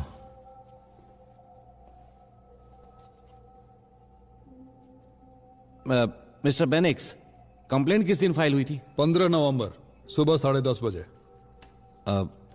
अपराध किस दिन हुआ था? 14 नवंबर शाम 5 से 6 बजे के बीच। आपने FIR 16 घंटे बाद क्यों फाइल की? विक्टिम के पिता डर गए थे कि उसकी जिंदगी खराब हो जाएगी, इसलिए उन्होंने कंप्लेंट नहीं की। और जब पता चला कि हॉस्पिटल एडमिशन के लिए पुलिस कंप्लेंट जरूरी है तब वो आए, इसीलिए देरी हुई। सब कुछ आपके हिसाब से हुआ। पहली कंप्लेंट में मेरे क्लाइंट का नाम नहीं था, आपने उसे बाद में डाला है। सर दरअसल उन्होंने पहले ही बताया ना कि उन्हें बाद में पता चला कि आपका क्लाइंट भी इसमें शामिल है। आप सीधे पॉइंट पर आइए। पॉइंट होगा तब तो उस पर आएंगे। DNA, हाँ DNA रिपोर्ट तो मैच नहीं हुई थी ना? नहीं हुई थी ना? जी सर, वो मैच नहीं हुई थी। विक्टिम की दादी ने उसे नहला दिया था, तो स्वैब टेस्ट के लिए हमें बहुत कम सैंपल मिला था, इसीलिए ब्रह्मानंद का DNA मैच नहीं हुआ ना, सिर्फ उतना बोलिए। I object your honour. Inspector Bennix की रिपोर्ट में डिफेंस काउंसिल के पॉइंट के बारे में पूरी डिटेल में लिखा हुआ है। Objection sustained. डिफेंस काउंसिल, वो बातें मत दोहराइए जो कोर्ट के रिकॉर्ड्स में पहले से हैं। जी योर ऑनर। तो जब वो चारों आरोपी आवाज सुनकर भागे उस वक्त 6 बजे थे। जी बिल्कुल। जिस वक्त मेरे क्लाइंट ने विक्टिम को उसके घर छोड़ा उस वक्त 6:30 बजे थे। तो सिर्फ इस आधे घंटे के गैप के बिना पर आपने ये तय कर लिया कि मेरे क्लाइंट 5वें आरोपी हैं। आपको और क्या सबूत चाहिए? जानना चाहता हूं और क्या सबूत चाहिए। अपने क्लाइंट से पूछ लीजिए कि वो 6 से 6:30 के बीच कहां था। सर, पिछले महीने आज ही के दिन आप 6 से 6:30 के बीच कहां थे? क्या आपको याद है? वाले सवाल करते रहेंगे, फिर पूछेंगे कि जज की पेन का कलर कौन सा है।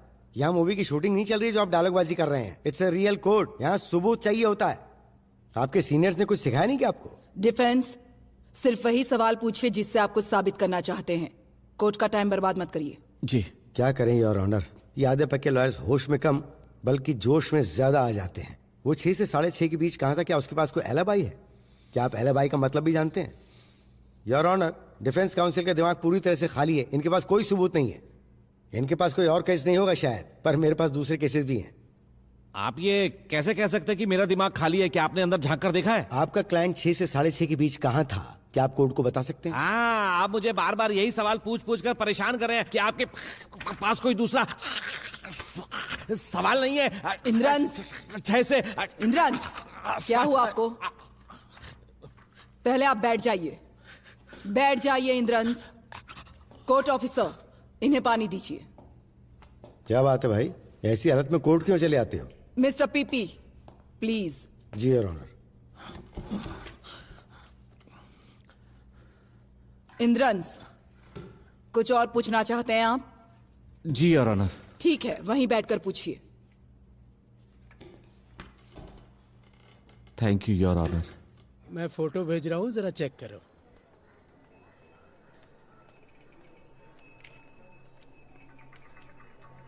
देखा तुमने, कितनी गोरी है। मिस्टर बेनिक्स। जी सर। क्या आप विस्तार से बता सकते हैं कि दूसरे आइडेंटिफिकेशन परेड के दौरान क्या हुआ था? Yes sir. Second identification parade के लिए हमने 5 आरोपियों को बुलाया, जो कि प्रोटोकॉल है।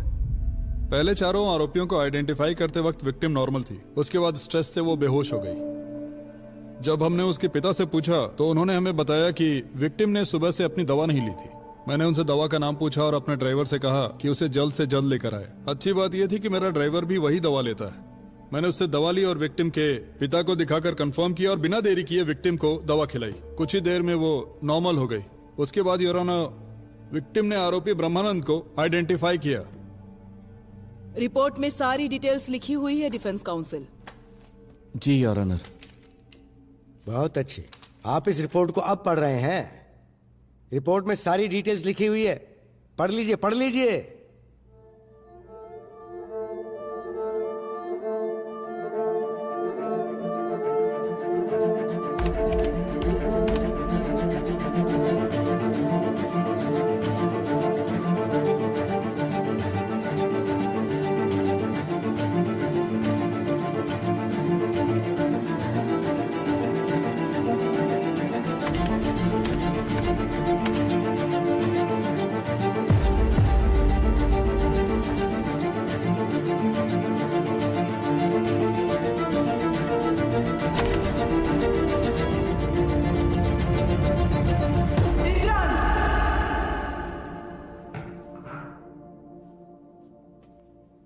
जी सर, रिपोर्ट में सब है, पूरा विस्तार से लिखा है।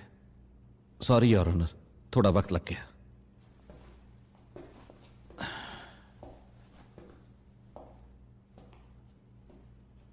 मिस्टर बेनिक्स। सर। आपके ड्राइवर की उम्र कितनी है? रिकॉर्ड के हिसाब से 45 साल। वो कितने वक्त से ये दवा ले रहा है? उसने बताया था करीब 1 साल से। 1 साल। क्यों लेता है दवा? आपको नहीं पता क्या? आधा वक्त तो आप भी दवाई बेचते हैं। उन्हें छोड़िए, आप बताइए। स्ट्रेस में दिमाग शांत रखने के लिए। शांत रहने के लिए। डिफेंस काउंसिल, अब आप क्या जानना चाहते हैं? वहीं पर आ रहा हूं योर ऑनर, सिर्फ 1 मिनट। तो वो इसे 1 साल से ले रहा है? जी सर। स्ट्रेस के लिए? जी सर। जो दवा आपने अपने ड्राइवर से ली थी, जिसे आपने विक्टिम को देने से पहले उसके पिता से कंफर्म किया था, उसकी डोज कितनी थी सर? Dose sir, dose. जैसे कि 500 mg, 600 mg, 650 mg अलग अलग होती है ना सर? डोज कितनी थी सर? आपने कहा रिपोर्ट में सब लिखा है। योर ऑनर, बच्ची को बारबिचुरेट दिया गया था, जो कि मेंटल स्ट्रेस की परेशानियों के लिए होता है। जो दवा एक 45 साल का आदमी ले रहा है, वो एक 9 साल की बच्ची नहीं ले सकती। ये बहुत खतरनाक हो सकता है। अगर डोज थोड़ी भी ज्यादा होती है तो जानलेवा हो सकता है। आई ऑब्जेक्ट योर ऑनर। PW2, क्या आपने डोसेज चेक नहीं किए थे? मैंने सिर्फ दवा का नाम देखा था, डोज चेक तो। Objection overruled. Court officer, expert opinion arrange कीजिए। आपका नाम क्या है? डॉक्टर सेंथिल। पिताजी का नाम? ज्ञान प्रकाश। जो कहूंगा सच कहूंगा। जो कहूंगा सच कहूंगा। कहाँ काम करते हैं आप? 18 सालों से BMD हॉस्पिटल में न्यूरोसर्जन के तौर पे काम कर रहा हूँ। जाओ और इन्हें वो दवा दिखाओ। क्या आप इस दवा के बारे में बता सकते हैं? ये दवा बारबिचुरेट्स में से एक है। इसे मेंटल हेल्थ इश्यूज के लिए दिया जाता है। ये एक शेड्यूल्ड ड्रग है। ये बिना प्रिस्क्रिप्शन के नहीं मिलेगी। अगर किसी अनअवॉइडेबल सिचुएशन में इसका एडल्ट डोसेज एक बच्चे को दे दिया जाए तो क्या होगा? किसी भी सिचुएशन में एक बच्चे को एडल्ट डोसेज नहीं दिया जा सकता। अगर दिया जाए तो उसके लिए ओवरडोज होगा। ओवरडोज से कंसंट्रेशन लॉस हो सकता है और कंफ्यूजन पैदा करेगा। डिसीजन लेने में भी उसे कई तरह की दिक्कतें हो सकती हैं। योर ऑनर, आखिरी पॉइंट को नोट किया जाए प्लीज। हाँ, डिसीजन लेने में कंफ्यूजन जरूर हो सकती है। कभी कभी ये जानलेवा भी हो सकती है। Thank you doctor. That's all your honour. मेरे क्लाइंट के खिलाफ जो आरोप लगाए गए हैं, उनका कोई सबूत नहीं बचा। बच्ची को एडल्ट डोज दिया गया था, जिसकी वजह से वो होश में नहीं थी। उस समय जो आइडेंटिफिकेशन परेड किया गया था, उसे माना नहीं जा सकता योर ऑनर। ये क्या बकवास कर रहे हो तुम योर ऑनर? इसकी बातों पर ध्यान मत दीजिए। ये बेकार में कोर्ट का वक्त। तो क्या सिर्फ आप ही के पास बोलने का हक है? ये कुछ भी बोले जा रहा है और आप चुपचाप सुन रही हैं। मेरा काम मत सिखाइए मुझे। मिस्टर पीपी, आप कोर्ट में डिसिप्लिन बनाए रखिए। क्या है ये? मैं डिसिप्लिन बना रखूं जबकि मैं न्याय के लिए लड़ रहा हूँ यहाँ। इंद्रंस ने अपनी बहस से अभी ही कुछ साबित किया है। क्या फैसला लेना है वो मैं तय करूंगी। ऊपर वाला ही जाने आप क्या फैसला लेंगे। नॉर्मल जज होता तो एक केस कब का खत्म हो चुका होता। पता नहीं क्या फैसला लेंगे, समझ नहीं आ रहा है कुछ। Court adjourn.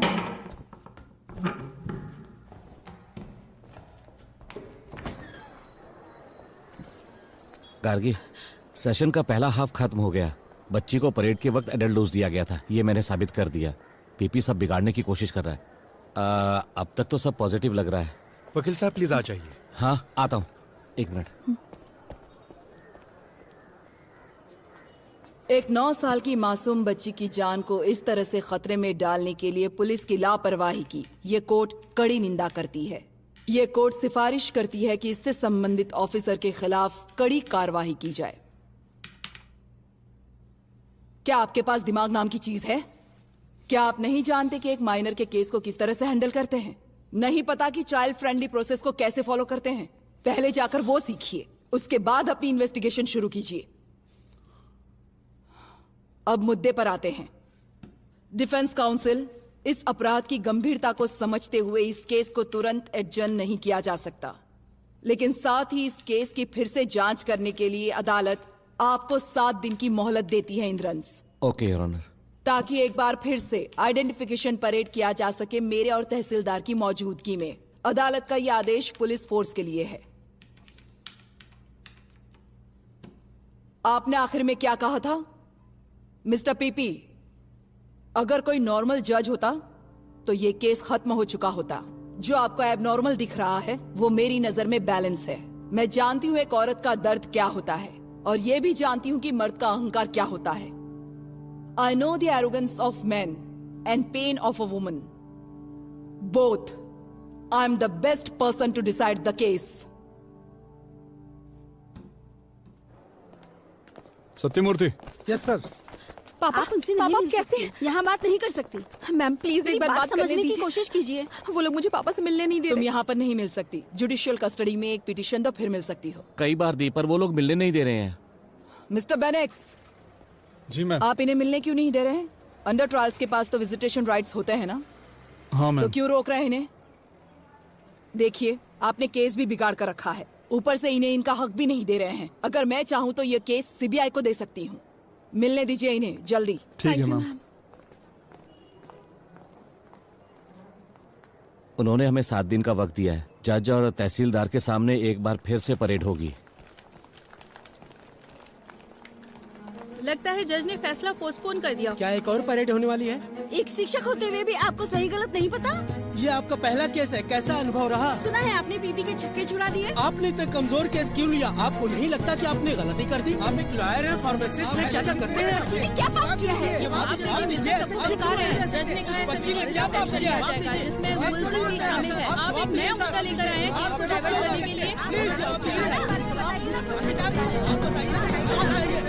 एक्सक्यूज मी, ये कोर्ट है, कोई मछली बाजार नहीं। किचकिच करने आ जाते हैं। सर, आप एक रेपिस्ट को समाज में घूमने की आजादी देने के लिए लड़ क्यों रहे हैं?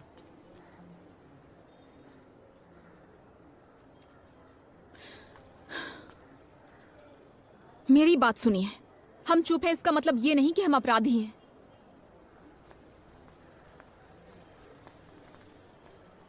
वो 2 लड़कियों के पिता हैं। मैं 24 सालों से उनके साथ रही हूं। मैं उन्हें आप लोगों से बेहतर जानती हूं। कोर्ट को फैसला करने दीजिए कि उन्होंने अपराध किया है या नहीं। फिर लोगों को कोर्ट के फैसले के बारे में बताइए। न्यूज़ वो नहीं जो आप बनाना चाहते हैं, पर वो है जो असल में होती है। मेरे पिता बेगुनाह है और उनकी बेगुनाही साबित करके रहूंगी। अगर आपके पिता के साथ ऐसा होता तो बैठकर तमाशा देखते? हाँ, आप सब शांत बैठते?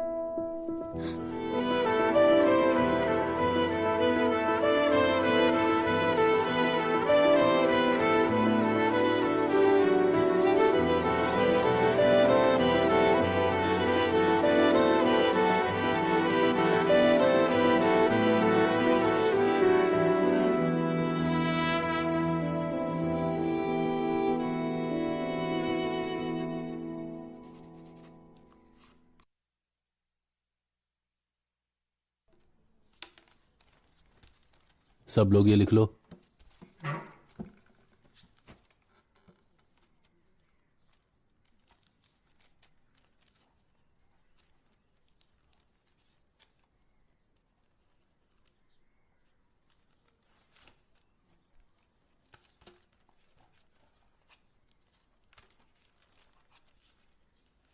Gargi,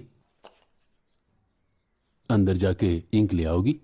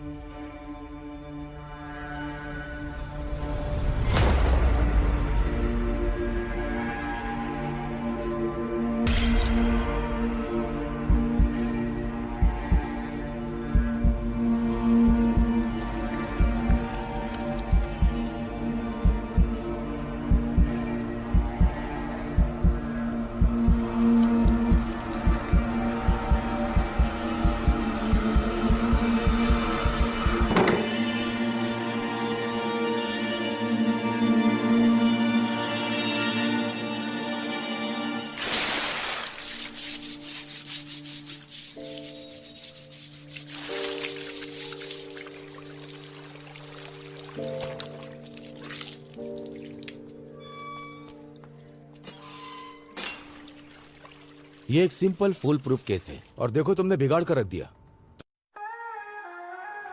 Walking down the street, feel the rhythm in my feet. Sunset sky so sweet, life can be a treat. Cars radio is blasting, time just keeps on passing. Waves of joy I'm casting, moments everlasting. Catch the breeze in your hand, feel the wind, understand every dream you have planned. Touch the sky where you stand. Twilight turns to night, stars come into sight.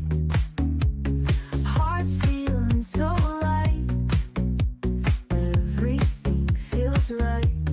Close your eyes and just sway, drift like clouds far away. Here and now is our day, don't let worry stay. Catch the breeze in your hand, feel the wind, understand every dream you have planned. Touch the sky where you stand.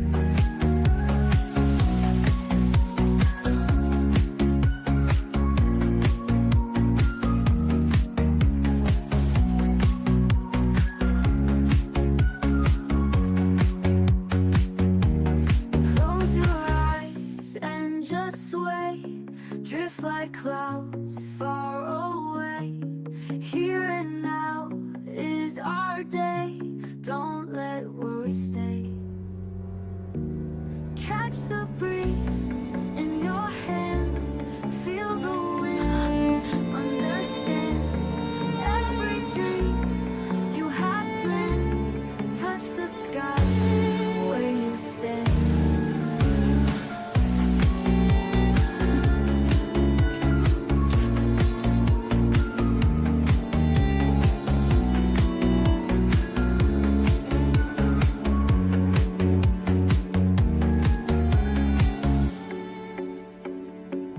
Gargi,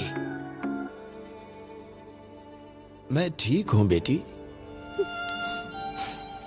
तुम्हारे पापा ठीक हैं, तुम बिल्कुल चिंता मत करो। अच्छा, तुम आंख के डॉक्टर के पास गई थी क्या? अक्षु और मेरी डोसा वाली कैसी है? तुम सब ठीक तो हो ना? सर, गार्गी को काम से निकाल दिया है। अक्षर स्कूल नहीं जा रही है। आजकल आपके घर पर डोसा का आटा लेने कोई नहीं आता। और आगे के दाई तरफ की खिड़की का शीशा भी किसी ने तोड़ दिया है। ये हाल है सर।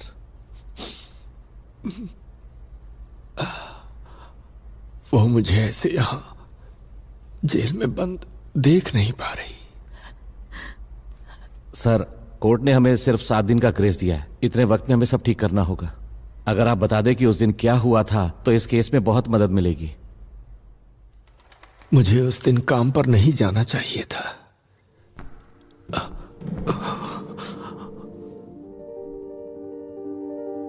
मैं बच्ची की हालत को देखकर डर गया था। मैंने वही किया जो एक बाप करता। मैं उसे उठाकर उसके घर ले गया।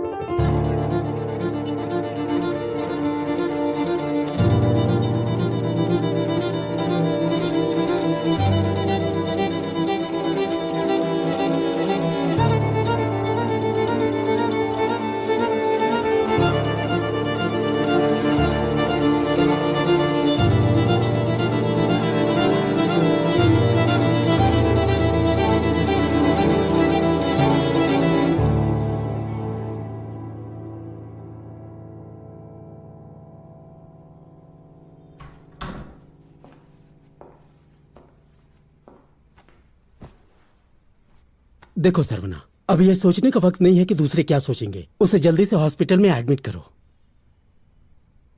उसे इंटरनल इंजरी हुई है, उसे मेडिकल केयर की जरूरत है। सर, सही कह रहे हैं। उसे हमें जल्द हॉस्पिटल लेकर जाना चाहिए।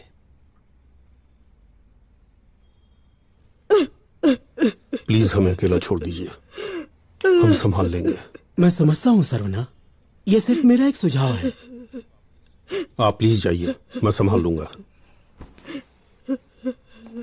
उसके बाद मैं उनके घर से चला आया। सर, आप उनके घर से कितने बजे निकले थे?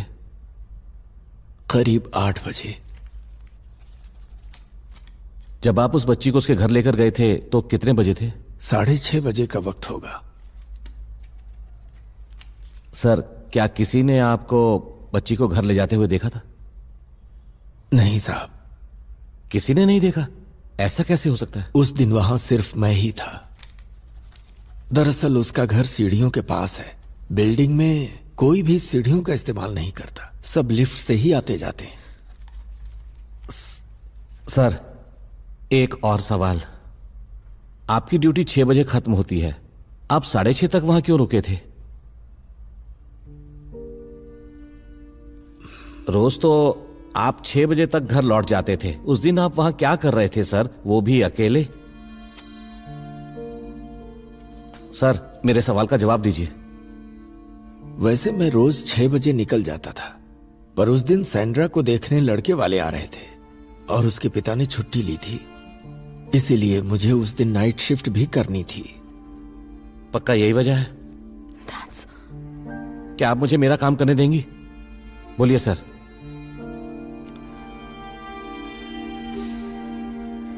आप यहाँ हैं इसलिए ये खुलकर बात नहीं कर पा रहे हैं। 5 मिनट के लिए हमें अकेला छोड़ दीजिए। मैं यहीं खड़ी रहती हूँ, ठीक है?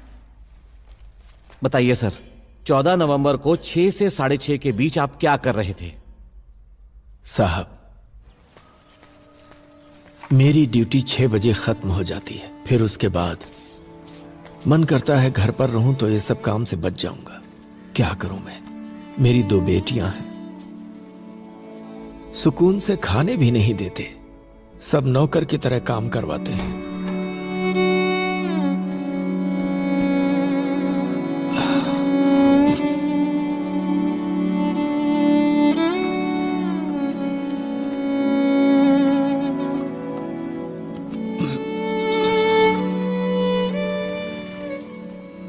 6 बजते बजते हड्डियां टूटने लगती हैं। चूंकि मुझे नाइट ड्यूटी के लिए वहां रुकना ही था, तो मैंने लिफ्ट रूम में रखी हुई थोड़ी ब्रांडी पी ली, क्योंकि अगली शिफ्ट शुरू होने में थोड़ा वक्त था। दरअसल गार्गी को मेरा पीना पसंद नहीं है। आपने इंक्वायरी के दौरान पुलिस को यह क्यों नहीं बताया? मैं वहां बच्ची की मदद के लिए गया था और मेरा यह हाल है। अगर मैं बताता कि मैंने पी रखी थी तो क्या होता? सर, मेरी बात को समझने की कोशिश कीजिए। हम आपको यहां से बाहर निकालने की पूरी कोशिश कर रहे हैं। उससे क्या होगा साहब? आप बच्ची से जितनी बार पूछेंगे वो मुझे ही बताएगी, क्योंकि होश में आने पर उसने मुझे ही देखा।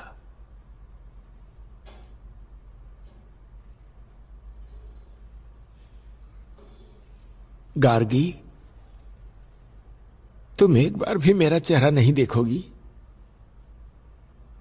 क्या सबकी तरह तुम्हें भी मुझ पर शक है बेटी?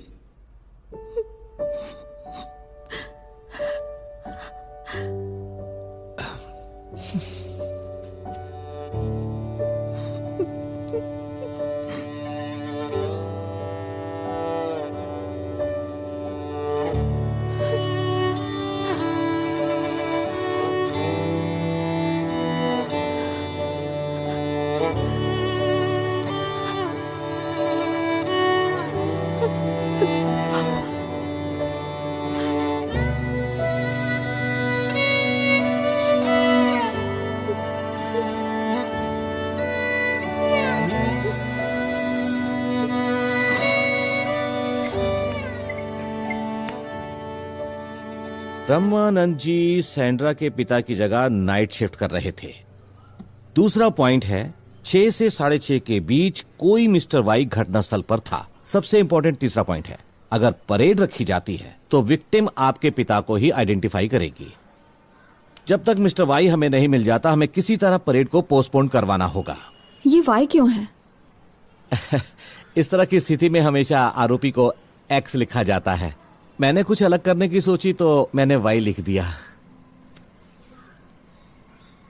और इससे हमें क्या मदद मिलेगी? शुरुआत के लिए यही सही होगा। इसके बाद हमें एक डिटेक्टिव और एक क्रिमिनल की तरह सोचना होगा, जैसे शर्लॉक होम्स और विजय माल्या। हंसने वाली क्या बात है? नहीं नहीं, मुझे बताइए ना। हमें शर्लॉक माल्या की तरह सोचना होगा।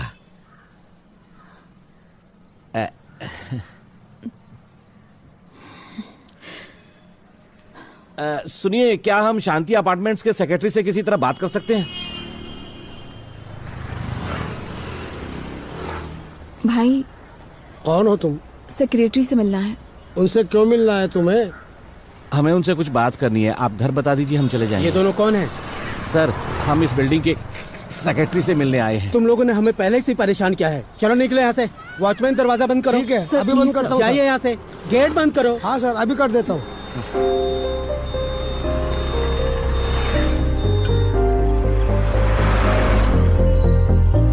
सर, आपने उस दिन छुट्टी क्यों ली हुई थी? मेरी बेटी सैंड्रा को देखने के लिए लड़के वालों का परिवार आया था, तो मैं कहीं भी बाहर नहीं निकला था। ड्यूटी पर भी मैं अगले दिन वापस गया था।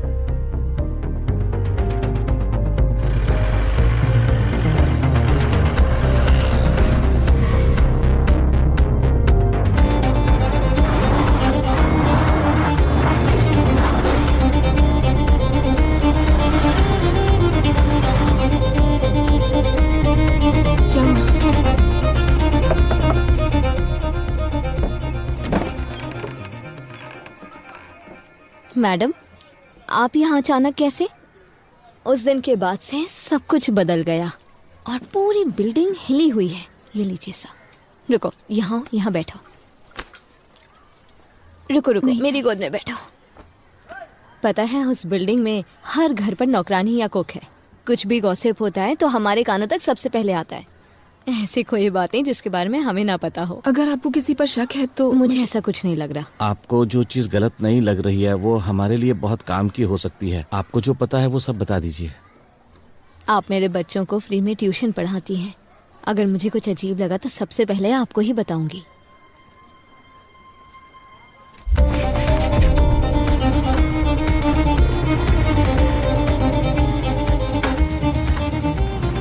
सर, गणेश मूर्ति कहाँ रहते हैं? वो वहाँ रहता है। अरे रुको। पहचाना आपने? मैं ब्रह्मानंद जी की बेटी हूँ। ओह, बोलो क्या हुआ? मुझे पता चला कि आप शांति अपार्टमेंट्स के इंचार्ज हैं। क्या किसी ने वहाँ से हाल ही में घर खाली किया है? नहीं, मैं तो किसी को नहीं जानता हूँ।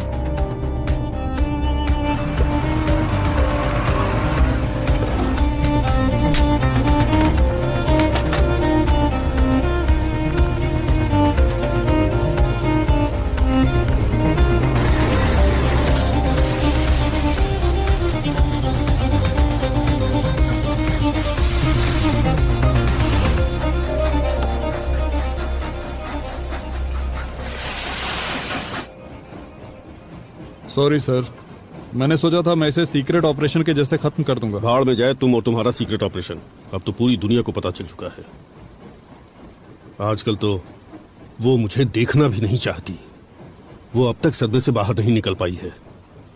अगर तुम्हारी कोई बेटी होती तब तुम्हें समझ में आता, जब उसने उसकी तरफ उंगली दिखाकर कहा ना कि इसने किया है।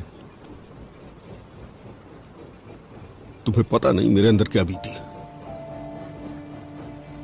सिर्फ तुम्हारे इस बकवास लॉ और जस्टिस की वजह से उसे छोड़ दिया, नहीं तो काट के फेंक देता।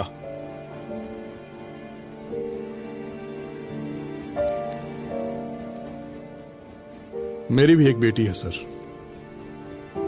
मैं ये समझ सकता हूं आपके अंदर क्या बीत रही है। पिछली बार मैंने गड़बड़ कर दी थी, लेकिन इस बार ऐसा नहीं होगा। ट्रस्ट मी सर, मैं अपना बेस्ट देने के बावजूद भी हार गया। आपको जो करना है कर सकते हैं।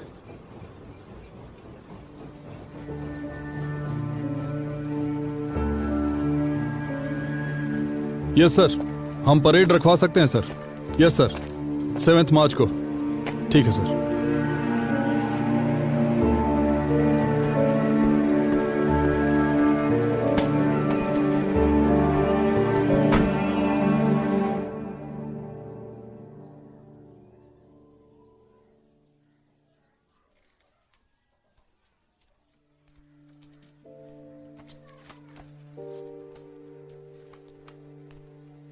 सर, चाय।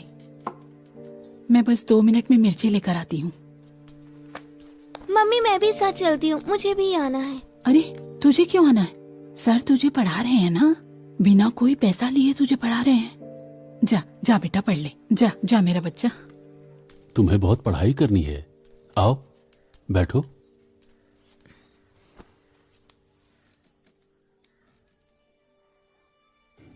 यहां आकर बैठो। आओ।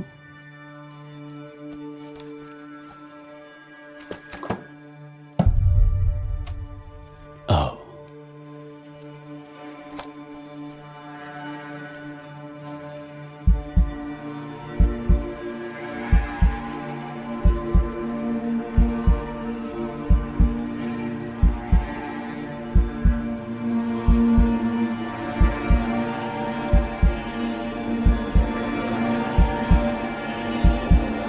इस येलो फ्रॉक में तुम बहुत सुंदर दिखती हो।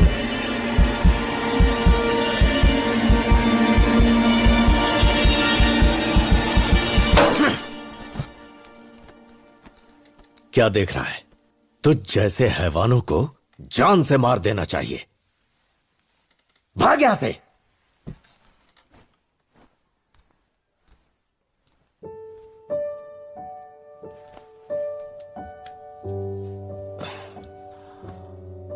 गार्गी, पता है तू किसकी बेटी है?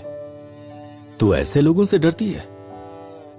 अगर कोई तुझ पर गलत निगाह डाले तो मुझे सोचना, तुझ में हिम्मत आ जाएगी।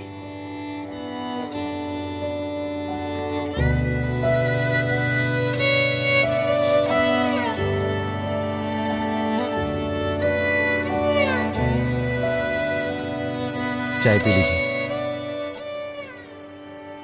इस वक्त चाय ज्यादा इंपॉर्टेंट है। सॉरी। कोई बात नहीं, गर्म चाय पीने से टेंशन कम होती है। मेरी तो होती है। कुछ तो गलत है।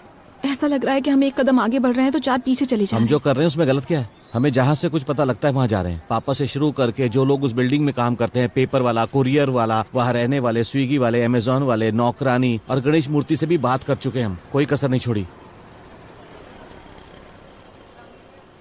हम एक आदमी को भूल गए।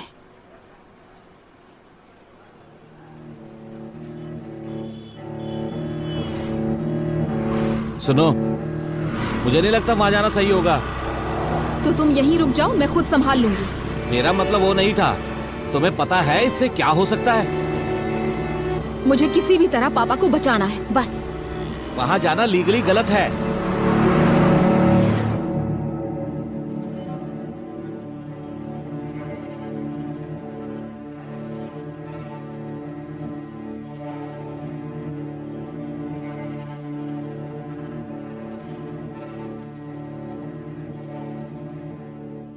सर 2 मिनट के लिए प्लीज। आपकी बेटी शायद पहचान नहीं पाई है, मुझे एक बार उससे बात करनी है। 2 मिनट में सब हो जाएगा।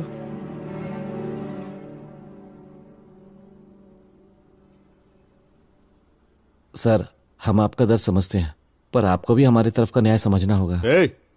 बता तेरे तरफ का न्याय क्या है, मुझे मत समझा। कितना बकवास काम कर रहा है तू।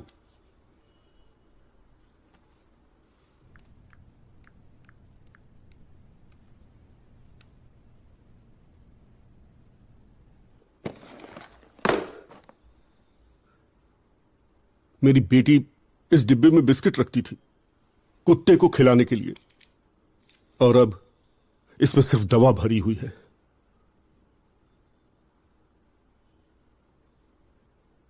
वो बहुत छोटी थी जब उसकी मां गुजरी।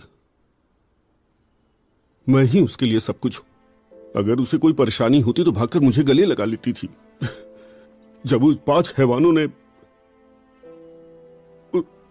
उसके, वो सोच रही हो कि पापा आएंगे, पापा आकर मुझे जरूर बचा लेंगे। साला उन 5 हैवानों के छोटे छोटे टुकड़े कर देने चाहिए।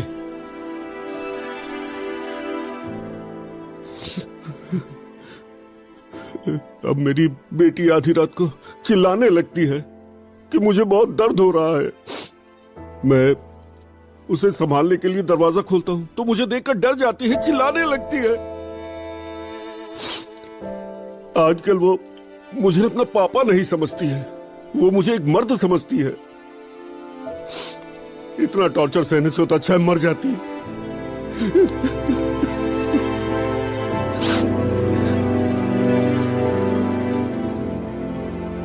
मेरी बेटी हीरा है, बहुत समझदार है। वो कभी ट्यूशन या एक्स्ट्रा क्लासेस के लिए नहीं गई, पर अब उसे अपना डेली रूटीन भी याद नहीं रहता है। मुझे उसे सब कुछ फिर से सिखाना पड़ रहा है। उस दिन परेड में वो उन हैवानों को नहीं पहचान पा रही थी जो इसके जिम्मेदार हैं।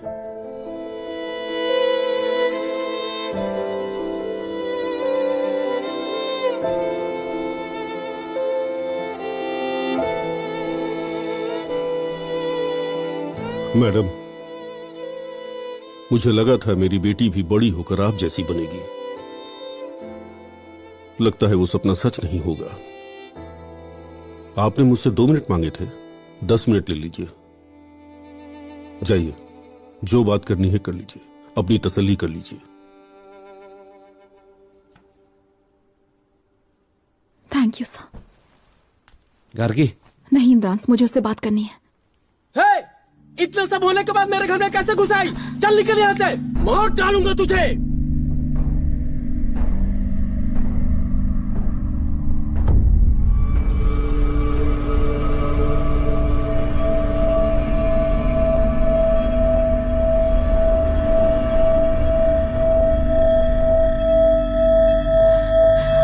क्या आप ठीक है? आपको हॉस्पिटल ले जाओ। हम बात कर रहे थे, अचानक से उसका भाई आकर प्लीज चुप हो जाइए।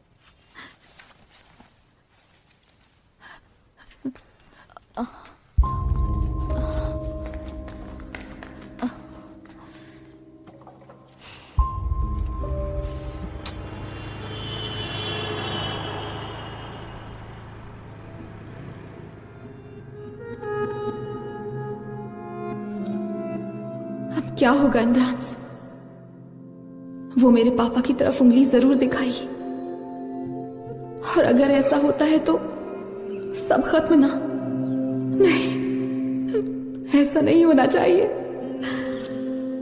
इंद्रांश, क्या हम एक और बार उनके घर जाकर बात करें? हाँ, चलिए ना इंद्रांश। आपको नींद की जरूरत है, मैं आपसे सुबह मिलता हूं। पिछली बार आपने आखिरी मिनट में हमें कुछ वक्त दिलवाया था, है ना? उसी तरह इस बार भी कुछ कोशिश कीजिए, कर सकते हैं। जाकर थोड़ा आराम कर लीजिए, हम सुबह मिलते हैं।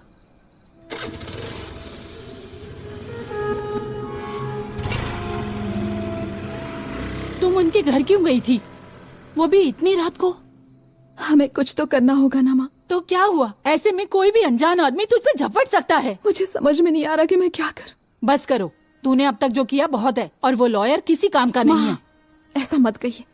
वो आदमी जो कर रहा है ना, शायद ही कोई कर पाएगा। पता है उसने हमसे 1 रुपया तक नहीं लिया है। सुन मेरी बात, जो लिखा है वो तो होके ही रहेगा। कल सुबह जरूर कुछ अच्छा ही होगा। आपकी यही परेशानी है माँ। मैं आपको समझा समझा कर थक चुकी हूँ। कल कौन सी बात होगी बताइए मुझे। अच्छे कर्म, किस्मत, अच्छाई जैसी चीजों पर विश्वास करती है ना, मुझ पर जरा भी भरोसा नहीं। शायद मैं आपका बेटा नहीं हूँ, बेटी हूँ, इसीलिए।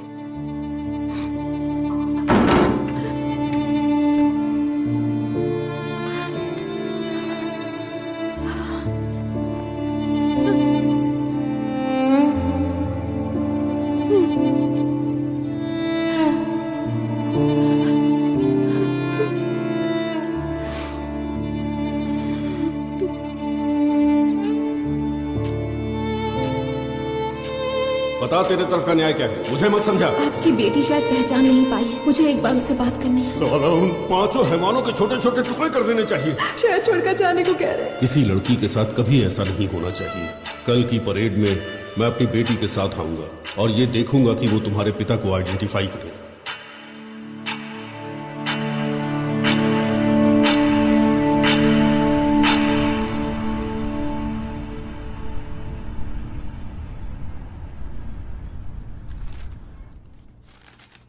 क्या है ये?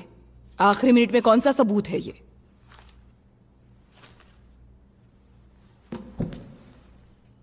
योर ऑनर, जैसा कि मैंने आपको दिए गए रिक्वेस्ट लेटर में लिखा था, मुझे आखिरी मिनट पे कुछ नए सबूत मिले, इसलिए मैं चाहता हूं कि कोर्ट इसे कबूल करे।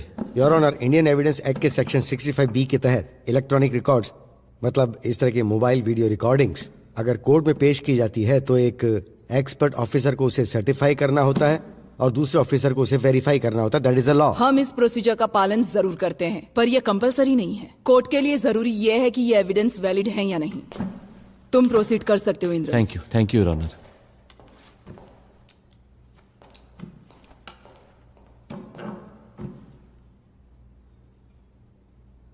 मेरी बेटी हीरा है, बहुत समझदार है।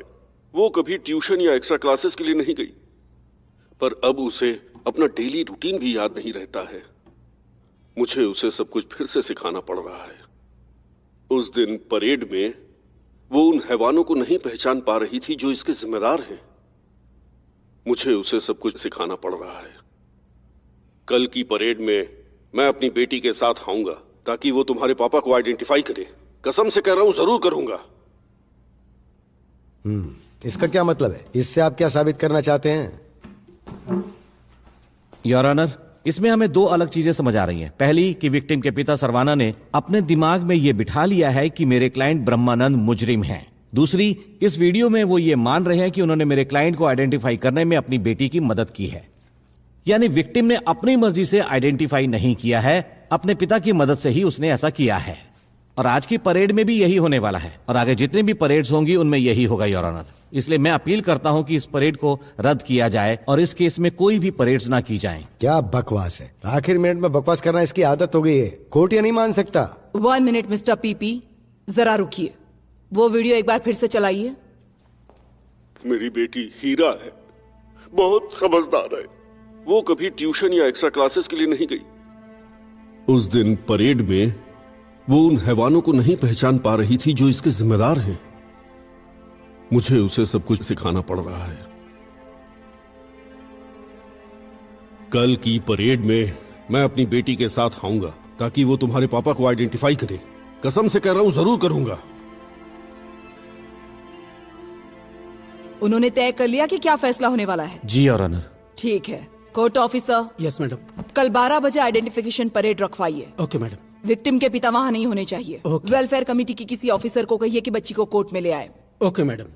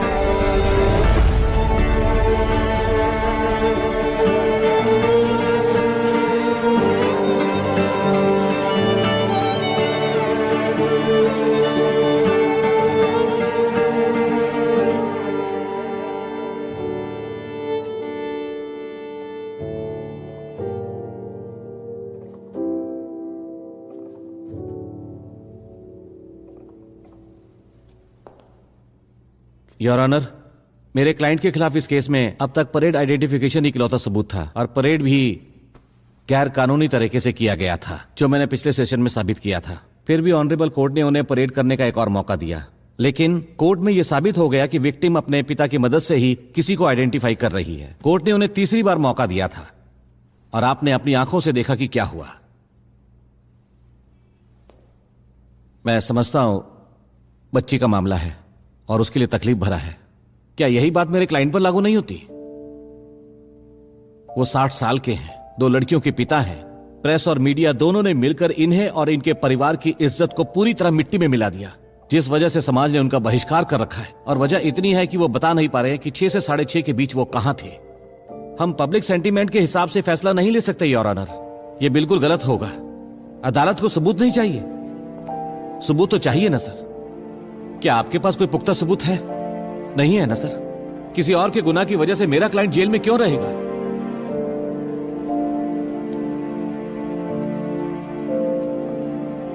योर ऑनर, अदालत मेरे क्लाइंट के खिलाफ लगे सभी आरोप खारिज करे और उन्हें जल्द से जल्द बेल पर रिहा किया जाए।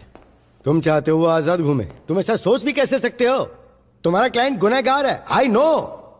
It's not what you know sir, it's what you can prove. That's how court works. Victim ने आरोपी को आइडेंटिफाई नहीं किया, लेकिन यह भी सच है कि उसने उसे बेगुनाह नहीं बताया।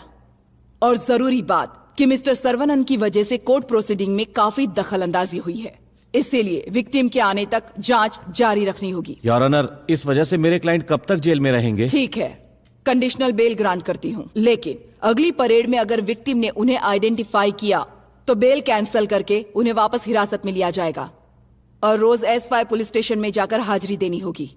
Thank you your honour.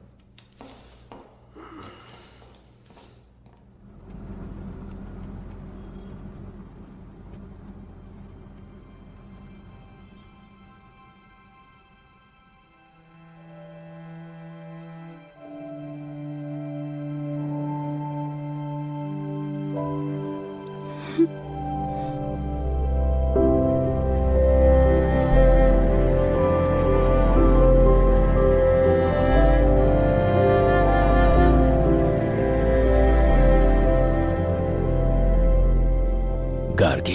हाँ पापा। अक्षु कहाँ है? मैंने उसे दूध लेने भेजा है। मैं देख कर आती हूँ पापा। गार्गी, तुम अपने पापा का ध्यान रखो, मैं जाता हूँ। और